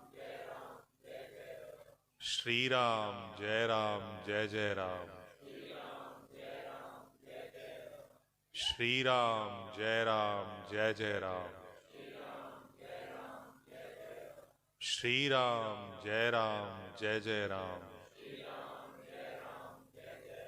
श्री राम जय जय राम। श्री राम जय जय राम। श्री राम जय जय राम। अब मैं ऊपर झंडा साहब के पास पहुंच गया और वहां पे मैं झंडा साहब के समक्ष नतमस्तक होके प्रणाम करता हूं। और उसके बाद सर्वप्रथम मैं गुफा की तरफ चलता हूं और गुफा जाके मैं वहां पे फेरियां लेनी शुरू करता हूं। और जैसे जैसे मैं फेरियां लूंगा मैं क्या जाप करूंगा। ओम श्री बाबा नकोदर दासाय नमः।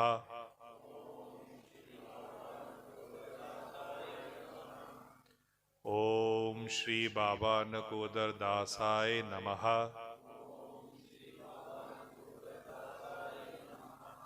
ओम श्री बाबा नकोदर दासाय नमः।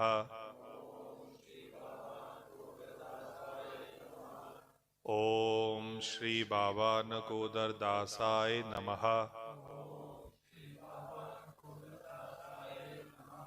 ओम श्री बाबा नकोदर दासाय नमः। ओम श्री बाबा नकोदर दासाय नमः। ओम श्री बाबा नकोदर दासाय नमः। ओम श्री बाबा नकोदर दासाय नमः। ओम श्री बाबा नकोदर दासाय नमः। ओम श्री बाबा नकोदर दासाय नमः। ओम श्री बाबा नकोदर दासाय नमः।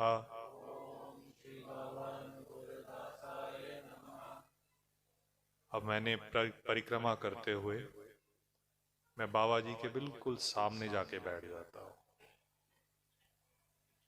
और वहां बैठ के मैं अपनी आंखें बंद कर लेता हूँ। अब मैं प्रयास करूंगा बाबा जी के दर्शन करने के, अंतर्मुखी होके एक लंबी सांस लूंगा पहले, फिर सांस छोड़ूंगा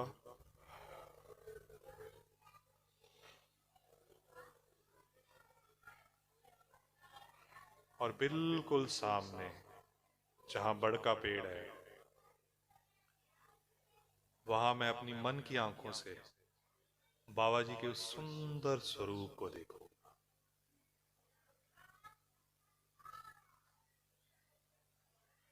श्वेत लंबी जटाएं, श्वेत स्वरूप, पूरा शरीर के पास एक दिव्य प्रकाश, और उस दिव्य प्रकाश में बीच में बाबा जी अपने नेत्र खोलते हुए मेरी को देख रहे हैं। एक मंद मंद मुस्कुराहट बाबा जी के चेहरे पे है।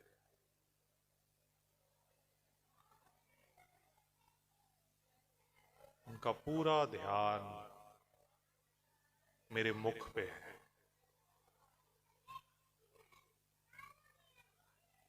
वो मेरी हर इच्छा, मेरी हर मनोकामना को पूर्ण रूप से बिना कहे सुन रहे हैं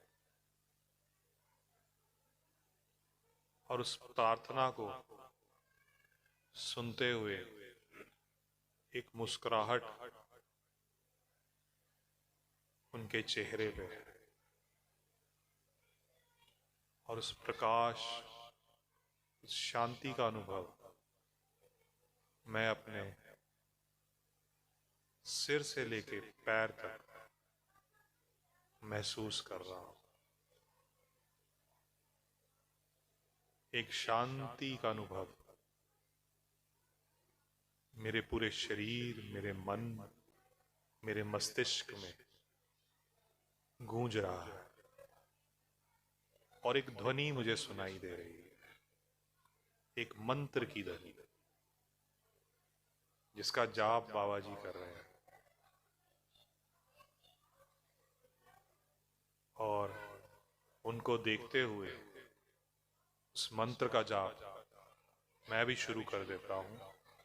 मेरे साथ साथ बोलेंगे, ओम नमो भगवते वासुदेवाय।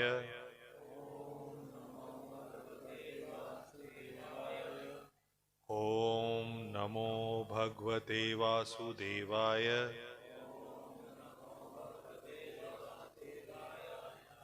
ओम नमो भगवते वासुदेवाय।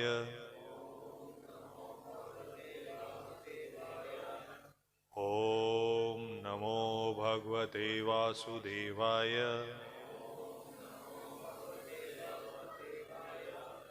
ओम नमो भगवते वासुदेवाय। ओम नमो भगवते वासुदेवाय। ओम नमो भगवते वासुदेवाय।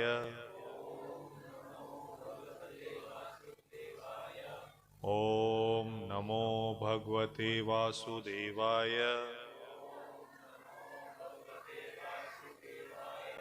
ओम नमो भगवते वासुदेवाय। ओम नमो भगवते वासुदेवाय। ओम नमो भगवते वासुदेवाय।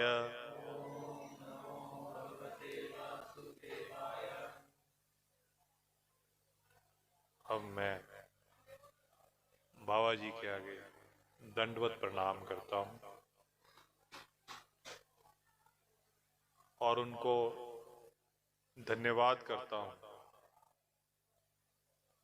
कि जो भी उन्होंने मुझे इस जीवन में दिया है,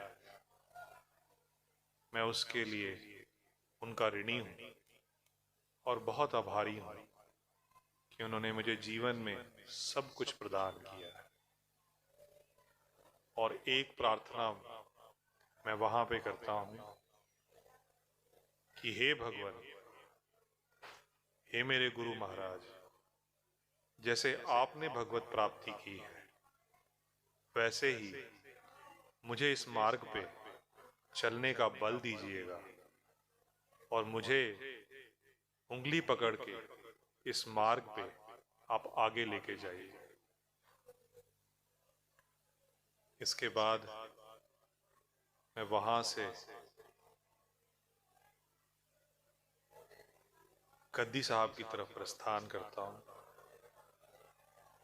और गद्दी साहब पे आके मैं प्रणाम करता हूं उन सभी गुरुओं को जो भगवान के नाम को आगे लेके अभी तक चल रहे हैं और जिन्होंने हमारे पूर्वजों को जीवन का सही मार्ग दिखाया और साथ ही हम सभी को हमारे कठिन समय में बल दिया उन कठिनाइयों को फेस करने का और उनसे आगे बढ़ने का। वहां पे मैं अरदास जो है वो मन ही मन बोलता हूं। अरदास प्रार्थना होती है अपने भले के लिए। तो मैं सब गुरुओं का नाम भी लेता हूं और मैं शुरू करता हूं श्री बाबा नकोदर दास जी से, श्री बाबा अभय राम जी, श्री बाबा हरि राम जी, श्री बाबा हरि नारायण जी, श्री बाबा झुंझा जी, श्री बाबा कलाधारी जी, श्री बाबा झगड़ राम जी, श्री बाबा श्रद्धा राम जी, श्री बाबा ठाकुरदास जी, श्री बाबा कृष्ण देव जी, श्री बाबा लक्ष्मीधर जी, श्री बाबा शरीश चंद्र जी। और महाराज से मैं प्रणाम करके प्रार्थना करता हूं कि महाराज आपने मेरी भेंट स्वीकार करनी और मेरे परिवार पे आपने अपना आशीर्वाद रखना, कृपा रखना और मेरे जीवन को सही दिशा देना, मेरी बुद्धि सही रखना और मुझे अपने चरणों के साथ जोड़ के रखना। उसके बाद मैं ठाकुर द्वारे की तरफ आता हूं और भगवान विष्णु का और समस्त देवी देवता जो वहां उपस्थित हैं उनके आगे प्रणाम करते हुए फिर एक बार जाप करता हूं। मेरे साथ साथ बोलेंगे, हरे कृष्ण कृष्णा कृष्णा हरे हरे, हरे राम राम राम हरे हरे, हरे कृष्णा कृष्णा कृष्णा हरे हरे, हरे राम राम राम हरे हरे, हरे कृष्णा कृष्णा कृष्णा हरे हरे, हरे राम राम राम हरे हरे, हरे कृष्णा कृष्णा कृष्णा हरे हरे, हरे राम राम राम हरे हरे, हरे कृष्णा कृष्णा कृष्णा हरे हरे, हरे राम राम राम हरे हरे, हरे कृष्णा कृष्णा कृष्णा हरे हरे, हरे राम राम राम हरे हरे, हरे कृष्णा कृष्णा कृष्णा हरे हरे, हरे राम राम राम हरे हरे, हरे कृष्णा कृष्णा कृष्णा हरे हरे, हरे राम राम राम हरे हरे, हरे कृष्णा कृष्णा कृष्णा हरे हरे, हरे राम राम राम हरे हरे, हरे कृष्णा कृष्णा कृष्णा हरे हरे, हरे राम राम राम हरे हरे, हरे कृष्णा कृष्णा कृष्णा हरे हरे, हरे राम राम राम हरे हरे। इसके बाद मैं ठाकुर जी को प्रणाम करके बाहर हनुमान जी की प्रतिमा है उनके आगे भी मैं प्रणाम करता हूँ और हनुमान जी के आगे क्या प्रार्थना होगी कि महाराज भय दूर करना, मेरे अंदर जिस भी प्रकार का भय है वो आप दूर करना। जैसे आप भगवान राम का नाम लेकर हर मुश्किल घड़ी को पार कर जाते हैं, हर मुश्किल को पार कर जाते हैं, वैसे ही मेरे अंदर भी वो बल दीजिए ताकि मैं जीवन में जो भी मेरी कठिनाई आए उस डर को, उस भय को, उस कठिनाई को भी पार कर सकूं। और उसके बाद मैं लंगर की तरफ प्रस्थान करता हूँ, माँ अन्नपूर्णा का आगे नमस्कार करता हूँ और बाबा जी का प्रसाद ग्रहण करता हूँ और थोड़ी देर के लिए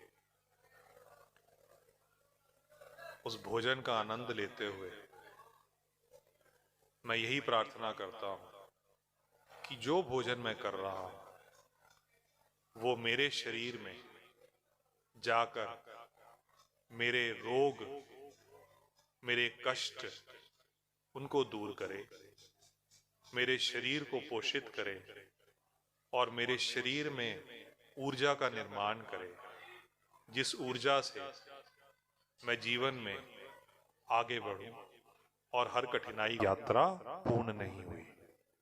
क्योंकि जब तक आपने इस प्रांगण में रहना है तो आपके मुख पे भगवान का नाम जरूर रहता हूं। धनानी भूमो पश्वच्छ गोष्ठे भार्या गृह द्वारे जन शमशाने देहशितायाम परलोके मार्गे कर्मानुगो गच्छति जीव एक। इसका अर्थ है कि सारी जो धन है वो हमारा यहीं भूमि पर रह जाएगा, जो पत्नी है वो घर के दरवाजे तक रह जाती है, संबंधी कहां तक जा पाते हैं? शमशान तक, और शरीर जो है वो चिता तक साथ देता है। तो एकमात्र कर्म क्या जाता हमारे साथ? भगवान का नाम, वो परलोक तक जाएगा। और उसमें ही हम सबसे ज्यादा कंजूसी करते हैं, वो नाम ही नहीं लेते। और इसीलिए जब भी हम कहीं दर्शन करने जाते हैं हमारा ध्यान क्या रहता है? परेशानियों में। हमारे दिमाग में हमेशा परेशानियां घूम रही होती हैं। ये हो गया, ऐसे खराब हो गया, ये ठीक नहीं है। उसके लिए हम भगवान पे भी दोष करते हैं, अपने भाग्य को भी कोसते हैं, भगवान के आगे बार बार वो चीज लेके आते हैं। हम ये भूल जाते हैं कि ये जो भुगतान है ये मेरे कर्मों का है। जब तक मैं वो कर्मों का भुगतान नहीं करूंगा मैं इससे छूटने वाला नहीं हूं।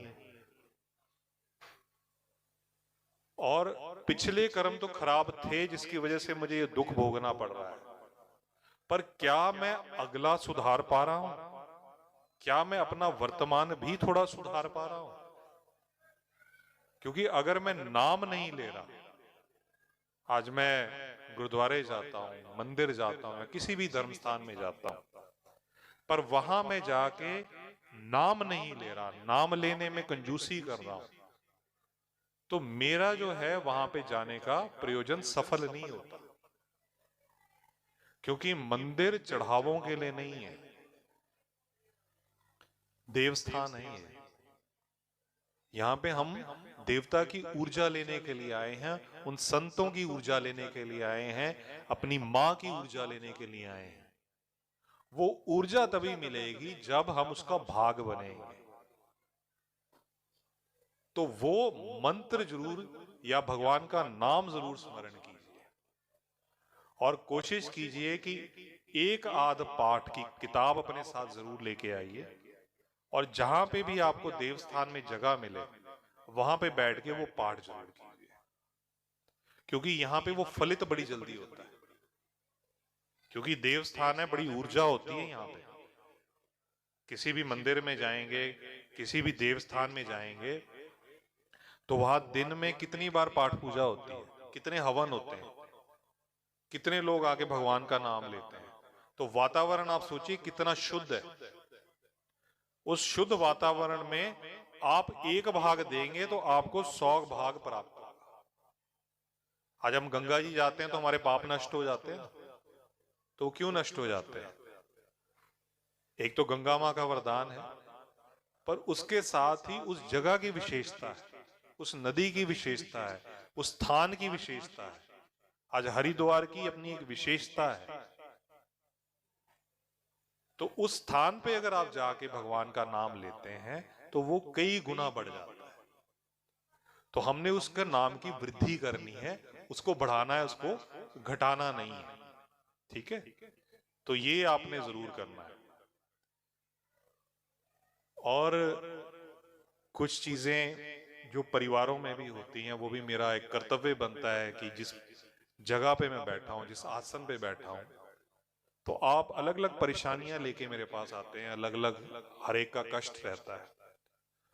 तो कुछ तो मैं सार्वजनिक तौर पे भी आपको बता देता हूं, कुछ मैं आपको यहाँ पे भी जब हम इकट्ठे होते हैं तो यहाँ पे भी मैं कोशिश करता हूं कि जरूर बताऊं। तो सबसे पहले मेरी आज एक विशेष प्रार्थना सबसे रहेगी कि कलयुग का समय चल रहा है और इस टाइम पूर्ण रूप से कलयुग हर किसी को प्रभावित कर रहा है। आज आप देखेंगे दुनिया का क्या हाल है, लड़ाई कई जगह छिड़ी हुई है और भी कई प्रकार के रोग। हम कोरोना से निकले, बड़ा भयंकर समय था,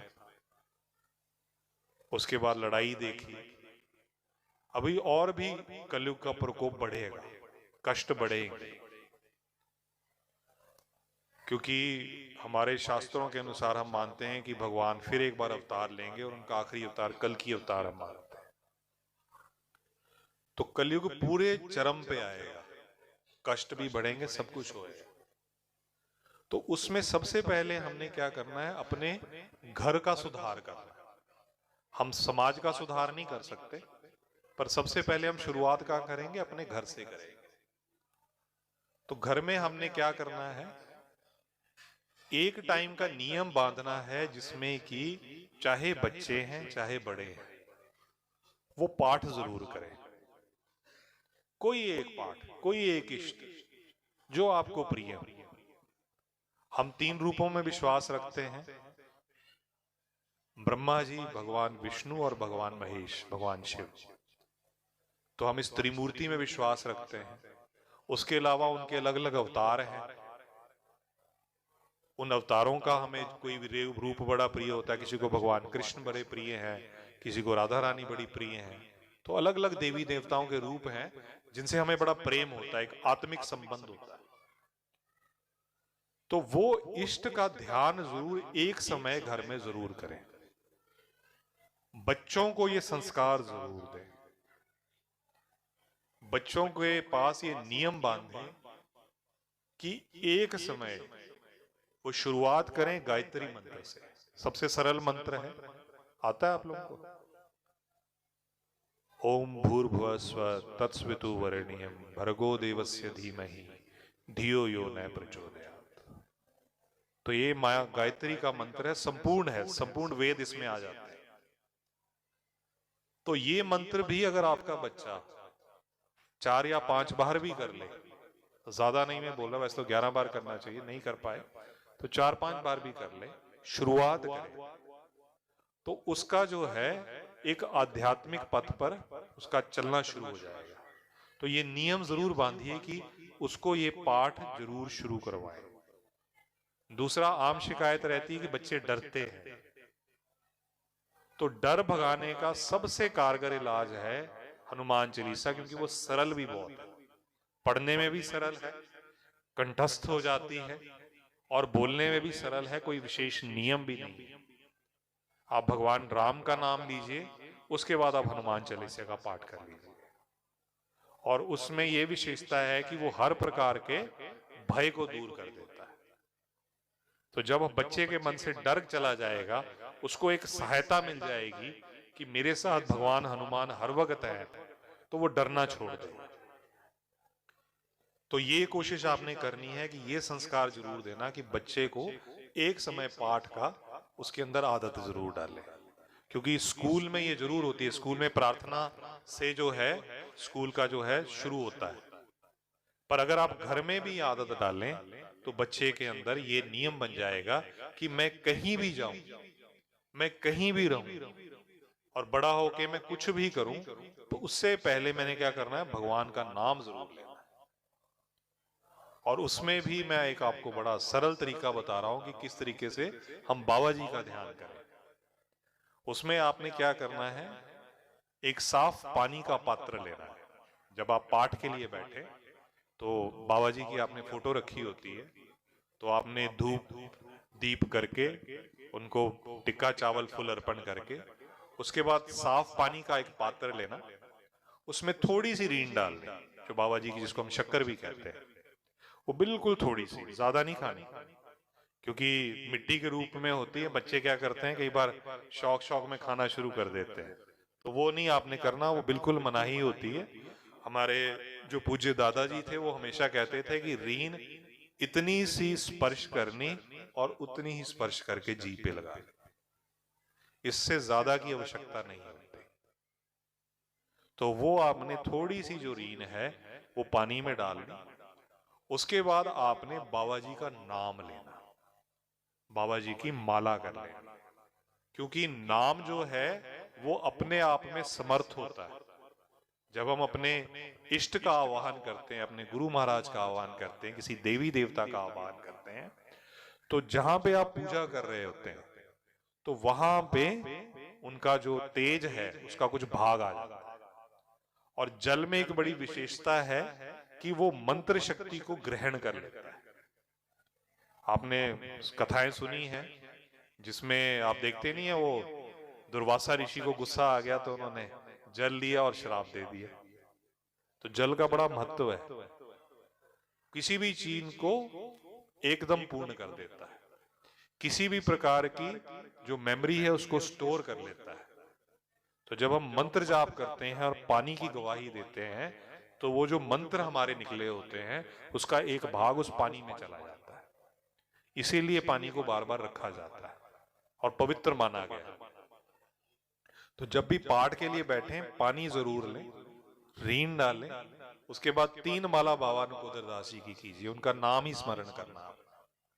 उसके अलावा भगवान विष्णु का अगर आपको कोई मंत्र आता है तो वो कर लीजिए, नहीं तो सिर्फ विष्णुवे नमा भी आप कर सकते हैं, या अगर आप भगवान राम का या कोई भी और नाम लेते हैं तो वो नाम ले लीजिए।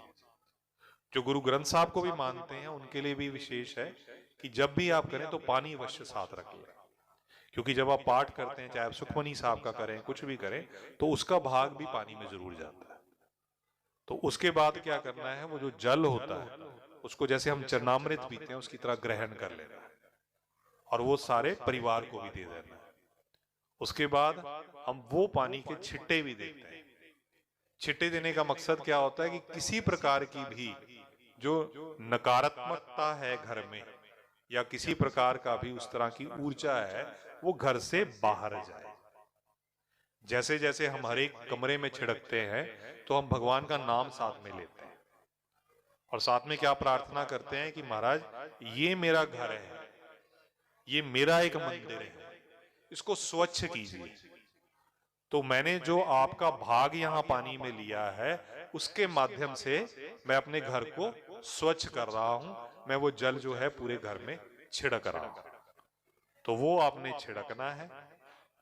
और उसके बाद अगर किसी को किसी प्रकार की भी परेशानी है, चाहे वो मानसिक है चाहे किसी और भी है, उस जल का एक भाग आप जरूर संभाल के रख लें, और अगले दिन उस जल से स्नान कर लें, क्योंकि स्नान का एक अपना महत्व होता है। तो वो एक अभिमंत्रित जल है, तो उससे जब हम स्नान करेंगे, गंगा माँ का ध्यान करेंगे, तो हमें मन और जो हमारा शरीर है वो शुद्ध हो जाता है। तो किसी प्रकार का भी विकार है हमारे शरीर में वो दूर हो जाता है। तो ये आपने जरूर सुबह पाठ के टाइम जरूर करना सभी ने। और उसके अलावा बच्चों को ये भी आदत डालनी कि अपने माता पिता के चरण स्पर्श करके जाए, उनका आशीर्वाद लेके जाए। खाली एक सम्मान देने का तरीका नहीं है, एक बंधन भी है। आज आप देख रहे हैं परिवारों में अलग अलग हो रहे हैं, हम सब बिखर रहे हैं। परिवार अब देख रहे हैं आमतौर पे, अब जितने भी परिवार हैं, क्योंकि जैसे हमारी आपसे बात भी होती है, तो परिवार बिखरते जा रहे हैं, अलग होते जा रहे हैं। तो उसमें वजह क्या है कि कहीं ना कहीं हमारी परवरिश में कमी रह गई।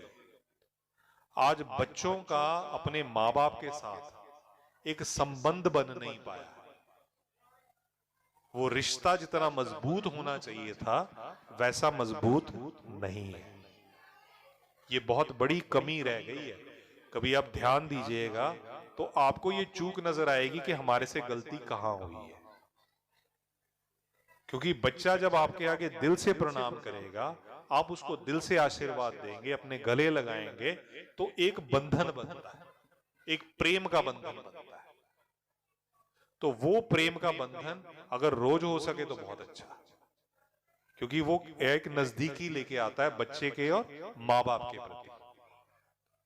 तो ये कोशिश जरूर करनी कि जब भी बच्चा जाए तो माँ बाप के चरणों को स्पर्श करके, उनको नमस्कार करके फिर जाए। अगर दूर है तो वो ध्यान कर ले, क्योंकि माता पिता से बड़ा शुभ चिंतक कोई नहीं, चाहे कितनी भी हुन्ना बनती हो किसी दी पर उते वधिया शुभ चिंतक कोई नहीं। लड़ाइयां तो होंदियां ही रहंदियां, ठीक है ना, क्योंकि वो बुरा नहीं करता। आज अपने बच्चे वास्ते कोई माँ बाप बुरा नहीं करता, उन्होंने होंदा है कि मैं कुछ ना कुछ इहदे बच्चे नो भला करीदा। हो सकता है बहकावे च आ जान, कोई किसी की गल मन के व्यवहार थोड़ा अलग हो जाए। कई बार किसी एक बच्चे नाल प्रेम ज्यादा होंदा, थोड़े नाल फर्क भी हो जाता है। क्योंकि मेरे पिताजी कहते होंदे थे, कहते मावां दा भी ना प्यार बराबर नहीं होंदा, एक अद्धे बच्चे नाल ज्यादा होंदा, बराबर नहीं करदी। पर ये चीज मन च नहीं लियानी, कोशिश ये करनी कि आशीर्वाद बराबर दे सारे, कि तू बेटा सुखी रह और खूब तरक्की कर। और वैसे ही एक और संबंध है जिसके बारे में बात करूंगा, वो है पति पत्नी का, और उसके अलावा सास ससुर का। देखिए आज के हमारे जो समाज में चेंजेस हो रही हैं, बदलाव हो रहे हैं, तो उसमें कहीं ना कहीं हमारी आपसी लड़ाइयां भी शुरू हो गई। सबसे पहले जब भी विवाह होके आता है तो जो ਜਵਾਈ ਹੁੰਦਾ ਉਹਨੂੰ क्या करते हैं, ਉਹਨੂੰ भगवान विष्णु के रूप च पूजते हैं, किते किते भगवान शिव के रूप च भी पूजते हैं। और बेटी ਜਿਹੜੀ ਹੁੰਦੀ है ਉਹਨੂੰ लक्ष्मी के रूप च विदा करते हैं कि माँ लक्ष्मी का रूप है। और जिस घर च जाती है उत्थे भी क्या होता है, माँ लक्ष्मी का प्रवेश, चरण लगवाए जाते हैं, पूजा की जाती है। जिथे फेरे होए, फेरे देखो बाबा जी कहते होंगे थे, मेरे जेडे दादा जी थे, कि ये हवन होंदा है, एक यज्ञ होंदा है। जिहड़ा विवाह दी वेदी है ना, ये यज्ञ दे समान है। और इहदे अंदर किसी भी प्रकार का तामसिक चीज नहीं आनी चाहिए। आजकल शादी ब्याह च क्या है, शराब, मीट, बड़ी खुशी होंदी है, लै जी मैं 16 डिशेज जिहड़ियां हैं वो नॉन वेज दी रखी है, मैं तो शराब पिलाती उन्होंने बरातियों, बड़ी सारी, वो तो मेरे जात थे जी। वो ये भुल जाते कि असीं तो अपना बेड़ा गर्क करता। ये तो पूजा थी, भगवान का असीं एक नाम लिया, असीं अग्निदेव का आवाहन किया, जिहड़ा असीं अपने उस दिन विवाह होया और जिहड़ा वर वधू है उनको तो हमने भगवान के रूप में पूजा है। आज हमने उनकी पूजा की भगवान विष्णु के रूप में। तो जब हमने भगवान विष्णु को और साक्षात लक्ष्मी को बुलाया, तो क्या जो हम यहां व्यवहार कर रहे हैं वो सही है? वो बिल्कुल गलत है। जहां आप ये आरंभ ही गलत करेंगे, वहां पे उसका आपको भुगतान भी करना पड़ेगा। वो जो कड़वाहट आती है ना, वो इसी वजह से आती है, क्योंकि आरंभ हमने गलत कर दिया, शुरुआत गलत कर दी। तो कोशिश क्या होनी चाहिए कि विवाह में ये चीजें ना हो। हमारे दादाजी तो इनके खिलाफ बहुत थे, वो तो साफ ही बोलते थे कि ये नहीं चीज होनी चाहिए, बिल्कुल नहीं। और पति पत्नी का भी क्या है, एक दूसरे का सम्मान करना चाहिए। आजकल क्या है, हम सब पढ़े लिखे तो हो गए हैं, पर हम लोग क्या है, पढ़े लिखे अनपढ़ है।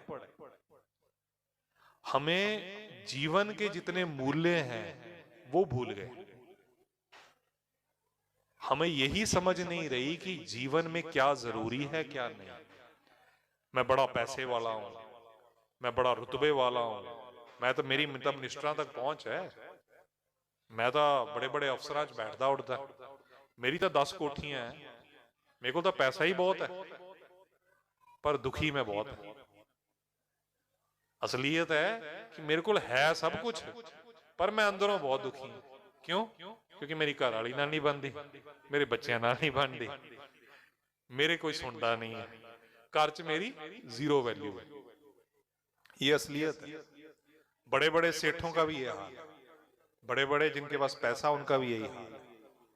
वजह क्या है कि हम घर में वो काम नहीं कर पा रहे, अपने संबंध नहीं सुधार पा रहे। आज पति पत्नी अगर एक होके चले तो वो घर तरक्की करता है। उनको हमेशा एक दूसरे का साथ देना चाहिए, उन्हें वो कस्में याद रखनी चाहिए जो वो अग्नि के आगे लेते हैं, जो गुरु ग्रंथ साहब के आगे लेते हैं, जहां भी उन्होंने विवाह किया होता है वहां करते हैं। यानी कि उन्होंने ये प्रण लिया होता है कि हम एक दूसरे के साथ हर अच्छे और बुरे समय में खड़े रहें। और अगर वो दोनों इकट्ठे होकर चलते हैं तो वो आप हमेशा देखिएगा वो घर सबसे ज्यादा तरक्की करते हैं। और उनका जो संबंध है वो कहां तक होता है, बच्चे तो फिर छड़ के चले जाते हैं, पर पति पत्नी ने अखीर तक एक दूए नाल रहना। किन्ना भी व्यक्ति बीमार हो जाए, कौन सेवा करता है? जे पत्नी नाल प्रेम है तो पति सेवा करेगा, और जे पति बीमार है तो पत्नी सेवा करेगी। असी उदा दा सारा जो भी मलते भी है, दूसरा भी है, सब चकते हैं, सफाई करते हैं, प्रार्थना करते हैं, व्रत रखते हैं उन्हां दी लंबी उम्र वास्ते। सो किन्ना कुछ करते हैं एक दूए दे प्रति। सो एक दूए दा ना सम्मान करना, और बच्चों के आगे भी कभी लड़ना मत। ये मैं आपको एक ना निजी अनुभव बता रहा हूं। अगर हम बच्चों के आगे लड़ेंगे तो बच्चे आपकी इज्जत कभी नहीं करेंगे, क्योंकि बच्चों के मन पे कुछ चीजें अंकित हो जाती हैं, और उसमें ये लड़ाई एक बड़ी विशेष होती है। अगर पत्नी पत्नी लड़ रहे हैं ना, माता पिता लड़ रहे हैं, तो वो उनके मन में अंकित हो जाता है कि ये गलत है या ये गलत है। उनको चुनाव करना पड़ता है। और अगर उस मासूम बच्चे के मन में चुनाव करने वाली स्थिति आ गई तो उसका दोनों के प्रात संबंध अच्छा नहीं रहेगा। वो फिर एक तरफ ही झुकाव रखेगा, चाहे वो पिता की तरफ रख ले चाहे माता की तरफ रख ले। तो ये बड़ा ध्यान रखिएगा कि बच्चों के आगे कभी भी मत लड़िएगा।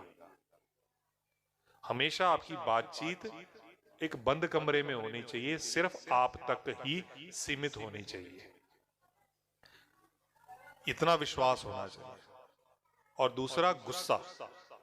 देखिए, गुस्सा पति को भी आता है, पत्नी को भी आता है, पर उस गुस्से में हमने गलत कदम नहीं उठाना, हमने कोई ऐसा गलत व्यवहार नहीं करना जिससे कि हमारा जीवन नष्ट हो जाए। कई बार क्या करते हैं, पुरुष गुस्से में आगे हाथ उठा दिया, जो कि सबसे जघन्य अपराध है। अगर हमारे शास्त्रों के अनुसार कहा जाए तो ये एक अपराध माना गया है कि पत्नी पे आपने हाथ नहीं उठाना। उससे हम अपनी घर की लक्ष्मी का अपमान करते हैं। और दूसरा क्या होता है, स्त्रियां क्या करती हैं कई बार, मैं तो जी चली फाह लाण, मैं तो दुखी है सारे आंदे, मेरा घर वाला नहीं सुनता, मेरी सस नहीं सुनती, मेरे तो बच्चे नहीं सुनते, मैं तो फाह ला ला। ये भी सबसे बड़ी कायरता है। इसके लिए भी आपको भगवान माफ नहीं करेगा। उसने आपको जीवन एक मकसद से दिया है। कितने ही हमने जो है जन्म लेने के बाद हमें ये मानव जीवन मिला है। अगर उस मानव जीवन का हम सम्मान नहीं करेंगे, अगर हम उसका मूल्य नहीं पहचानेंगे और उसको ऐसे ही छोटी छोटी बातों पे नष्ट कर देंगे तो हमसे बड़ा मूर्ख कोई है ही नहीं। तो कभी भी ये गलती नहीं करनी। देखिए, हर समस्या का समाधान होता है, सिर्फ जरूरत क्या होती है, बात करने की। जब तक हम बात नहीं करेंगे तब तक वो समस्या सुलझेगी नहीं। अगर हम चुप बैठ जाएंगे तो समस्या सुलझने वाली नहीं। तो ये पति पत्नी को भी विशेष रूप से चाहिए कि वो बैठ के उस समस्या का समाधान करे। अगर आपको उस समय गुस्सा आ रहा है तो कल पे छोड़ दीजिए, जिस दिन मन शांत हो उस दिन बात कीजिए, पर लड़ झगड़ के नहीं। रात को जब भी सोएं तो खुश होके सोएं, एक दूसरे से लड़ के नहीं सोएं। पता नहीं कौन अगले दिन उठेगा नहीं उठेगा, क्योंकि श्वास का कोई भरोसा नहीं है। फिर सारे दिन जीवन मलाल रहेगा कि उस दिन अगर खुशी होते तो ज्यादा अच्छा था, क्योंकि जीवन बहुत छोटा है। आज आप देख रहे हैं हमारे कितने साल बीत गए। हम जन्मदिन तो बड़ा मनाते हैं कि जी मेरे तो 40 साल हो गए, 45 साल हो गए, पर मैं कीता कुछ नहीं, मैं तो कुछ कीता ही नहीं जिंदगी च। कई बार क्या होता है, 45-50 साल च ਅਸੀਂ सोच रहे होंगे नवी शुरुआत करन दी कि यार मैं जीवन में कुछ उपलब्धि नहीं कर पाया, मैंने जीवन में कुछ किया ही नहीं, मेरी जीवन में तो कोई उपलब्धि ही नहीं है, तो मैं शायद ये कर लेता तो ठीक होता, शायद ये कर लेता तो ठीक होता। एक संशय हमारे मन में बैठा होता है। तो उस संशय को भी दूर करना आपने। ये जो भी आप कर रहे हैं ना, ये हमारा कुछ ना कुछ चीजें निश्चित भी है, सिर्फ उन कोशिश करनी है हमने सुधारने की। एक जो चला गया वक्त, उस पे नहीं रोना, जो आएगा उस पे बहुता सोचना नहीं, सिर्फ अपना वर्तमान ठीक रखना। आज का दिन, अभी का पल आपका जिंदगी का सबसे महत्वपूर्ण वक्त है। इसको जिए, इसमें खुशी महसूस करें, उस पल का आनंद लें, तब आपको जीवन का सही मायनों में आनंद मिलेगा। तो ये आपने कोशिश करनी है। और आपसी भी जो है हर समस्या का समाधान होता है, चाहे हमारे सास ससुर है वो है, तो उनके साथ भी हम कोशिश करें एक रिश्ता बनाने का। क्योंकि जब भी हम एक नए घर में जाते हैं तो उसका वातावरण अलग होता है, जिस घर से हम आए होते हैं उसका वातावरण अलग होता है। तो उस वातावरण में हमने अपने आप को एडजस्ट करना है, कुछ दूसरों ने एडजस्ट करना है, तभी जो है वो घर बन पाता है। इसीलिए हम क्या बोलते हैं, घर बोलते हैं उसे। और हमारा जो यहाँ पे हम अपने देश की बात करें, सबसे अच्छा इसीलिए माना गया है कि यहाँ पे परिवार का एक सिस्टम है। ये आपको बाहर के देशों में नहीं मिलेगा। विदेशों में बहुत लोग गए हैं और उन्होंने देखा होगा 16 साल में बच्चा माँ बाप को छोड़ के चले जाता है, और उसके बाद कोई है जो शक्ल देखता मनी तो मुड़ के आंदे ही नहीं, वो देखते ही नहीं। वो सभ्यता ना लेके आओ, क्योंकि उसमें अकेलापन है। आज बहुत से विदेशों में आप चले जाओ, चाहे जापान जैसी देश है, यूरोप में कई देश है, अमेरिका की बात करें, तो वहां पे जो बुजुर्ग हैं वो अकेले ही रहते हैं। उसमें से भी जब तक पति पत्नी साथ हैं उनका साथ रहता है, दोनों में से एक भी मर जाता है ना, तो दूसरा व्यक्ति बिल्कुल अकेला हो जाता है, वो डिप्रेशन में चले जाता है उसकी, क्योंकि बात सुनने वाला कोई नहीं है। तो ये हमारे समाज में नहीं है चीज। हमारा भारतीय समाज इतना अच्छा है कि उसका एक ये सिस्टम है कि हमें कोई ना कोई सुनने वाला मिल जाता है। तो वो बाहर का समाज का जो सिस्टम है हम ना लेके आए अपने समाज में, तो सबसे अच्छा है। उससे क्या है कि हमें अपनी जो दिक्कतें हैं, अपनी परेशानियां हैं, उसको सुनने के लिए कोई मिलेगा। अगर आप बुढ़ापे में देखें तो क्या होता है, कई बुजुर्ग ना सिर्फ बात कर रहे होते हैं, उनकी बात पूरी हो जाती है तो वो खुश हो जाते हैं, उन्होंने लेना देना कुछ नहीं होता, पर उन्होंने होता कि मेरी कोई गल सुन ले, मेरे दो बोल सुन ले। कई बार हमारे पास भी आते हैं तो सिर्फ वो हमें सुनाने आते हैं, उनका मन हल्का हो जाता है। तो ये चीज अगर हम घर में भी करें ना, तो एक दूसरे का बड़ा साथ रहेगा। तो ये कोशिश जरूर करनी।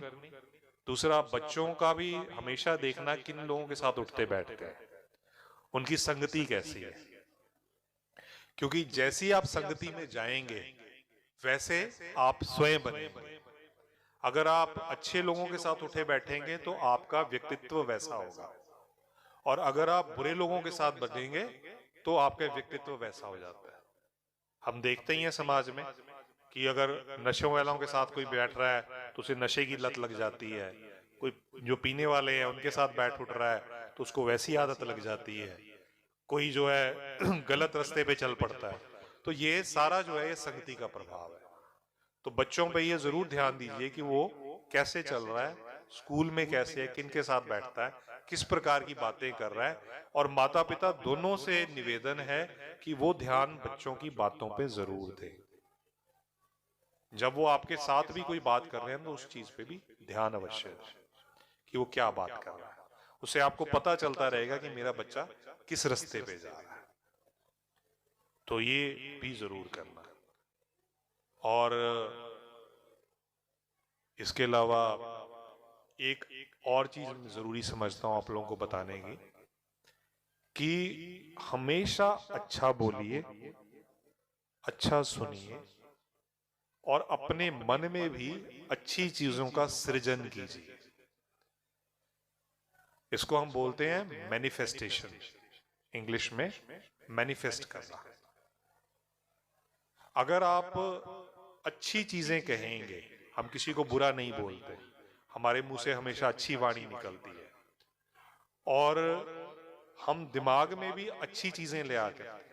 क्या होता है कि हमारा मन डरता है, छोटी छोटी चीजों से डरता है, तो हम उन चीजों को अपने मन पे हावी कर लेते हैं। तो जब हम उन चीजों को मन पे हावी करते हैं तो वो एक शक्ल लेना शुरू कर देती है। क्या होगा कि जब कुछ समय बीतेगा तो वो चीजें सच होनी शुरू हो जाएंगी, क्योंकि मैंने क्या किया, मैंने वो चीजें मैनिफेस्ट करनी शुरू कर दी, अपने दिमाग में उनका सृजन करना शुरू कर दिया, तो वो वास्तविकता में आकार लेना शुरू कर देते हैं। अगर आप अपने जीवन पे कभी ध्यान दें तो बचपन से लेके अब तक जो जो आपने सोचा होगा वो सब कुछ हुआ है। आपने सोचा कि मैं यहां तक पढ़ूंगा, आप पढ़े। आपने सोचा मैं यहां नौकरी करूंगा, आप वहां भी पहुंचे। उसके बाद आपने सोचा मैं विवाह करूंगा, तो वहां भी हुआ। जैसे जीवन साथी की इच्छा रही, थोड़ा कम ज्यादा करके वो भी आपको मिला। उसके बाद आगे भी परिवार बढ़ा, आपने सोचा मैंने मकान बनाना, आपका मकान भी बना। आपने कोई गाड़ी लेनी थी, वो भी आपको मिली। तो ये चीजें आपने अपने दिमाग में मैनिफेस्ट की, उनकी आपने अपने मन में उनका सृजन किया, तो उन्होंने आकार ले लिया। वो प्रकृति ने आपको दे दी, वो भगवान ने आपको दे दी। अब आपने क्या शुरू किया, जब ये चीजें इकट्ठी हो गई तो आप डरना शुरू हो गए कि मेरे से चली ना जाए। आपको लगा मेरे प्रियजन है, चले ना जाए, ये है चले ना जाए, कहीं इसको कुछ हो ना जाए। हमने वो नकारात्मकता अपने अंदर लानी शुरू कर दी। वो चीज मत लाइएगा। और उसमें आपकी सबसे ज्यादा सहायता कौन करेगा? जो आपका भजन है। क्योंकि जब भी पाठ में बैठे तो हमेशा अच्छे मन से बैठे, मन हल्का करके बैठे। आप रामायण की चाहे 4 चौपाइयां पढ़िए, मैं ये नहीं कहता कि 20 मिनट तक बैठिए, आधे घंटे तक बैठिए, एक पेज लीजिए, उसको पढ़िए, पर उसमें शांति का अनुभव कीजिए। उसमें आपके मन को शांति महसूस होनी चाहिए। एक एक चौपाई में आपको ऐसा आभास होना चाहिए जैसे आप भगवान राम को देख रहे हैं। आपका एक श्वास जो अंदर जा रहा है तो उसके साथ रा अंदर जा रहा है, और श्वास निकल रहा है तो म बाहर आ रहा है। यानी कि सांस के साथ, वाणी के साथ आप भगवान का अनुभव कर रहे हैं। तो वो चीज जो आपको अनुभव है, वो आपको उस जो नेगेटिविटी है उससे दूर करेगा और भगवान के समीप करेगा। और इसी मैनिफेस्टेशन को आपने अपने जीवन में लेके आना है। अच्छा बोलिए, अच्छा सुनिए और अच्छा ही सोचिए। अब एक बार हम थोड़ा सा ध्यान करेंगे, मैं ज्यादा नहीं, सिर्फ 5 मिनट लूंगा, क्योंकि समय भी हो रहा है और इसके बाद बाकियों का भी समय है, आरती का भी समय है।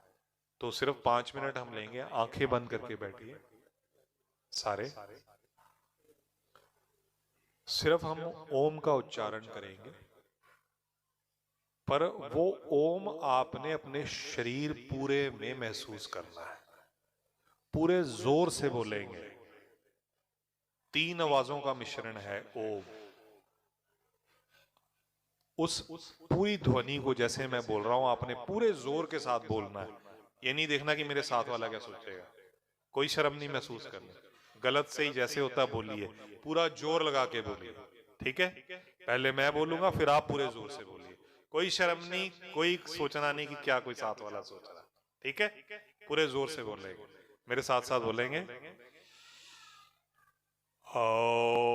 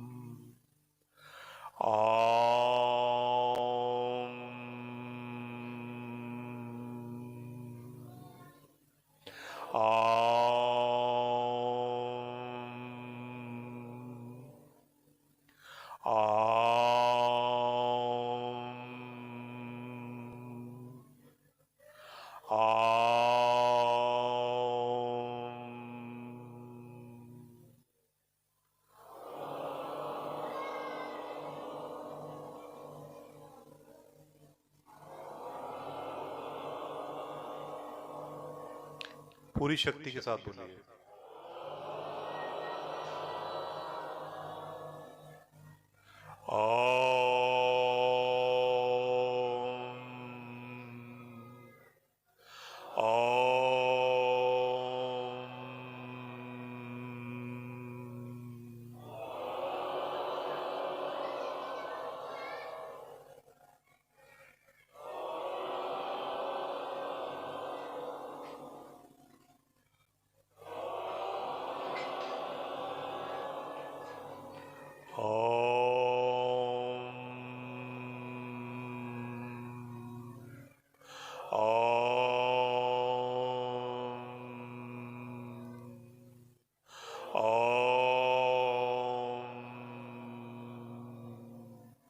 ओम।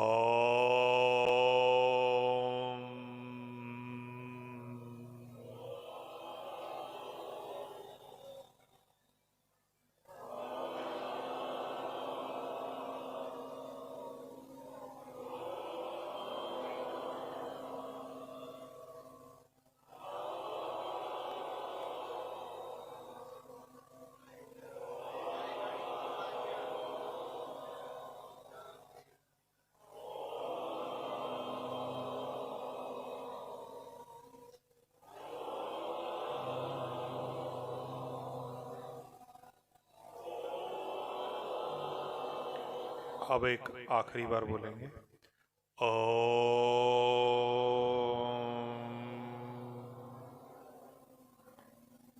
अब आहिस्ता आहिस्ता सबने आंखें खोलनी अपनी।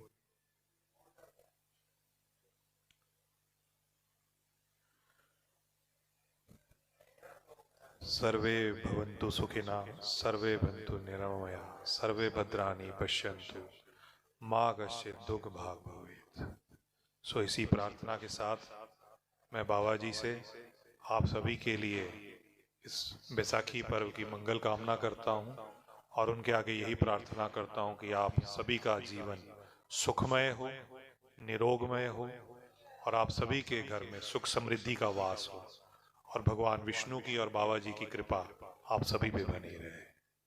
ओम शांति, ओम शांति, ओम शांति।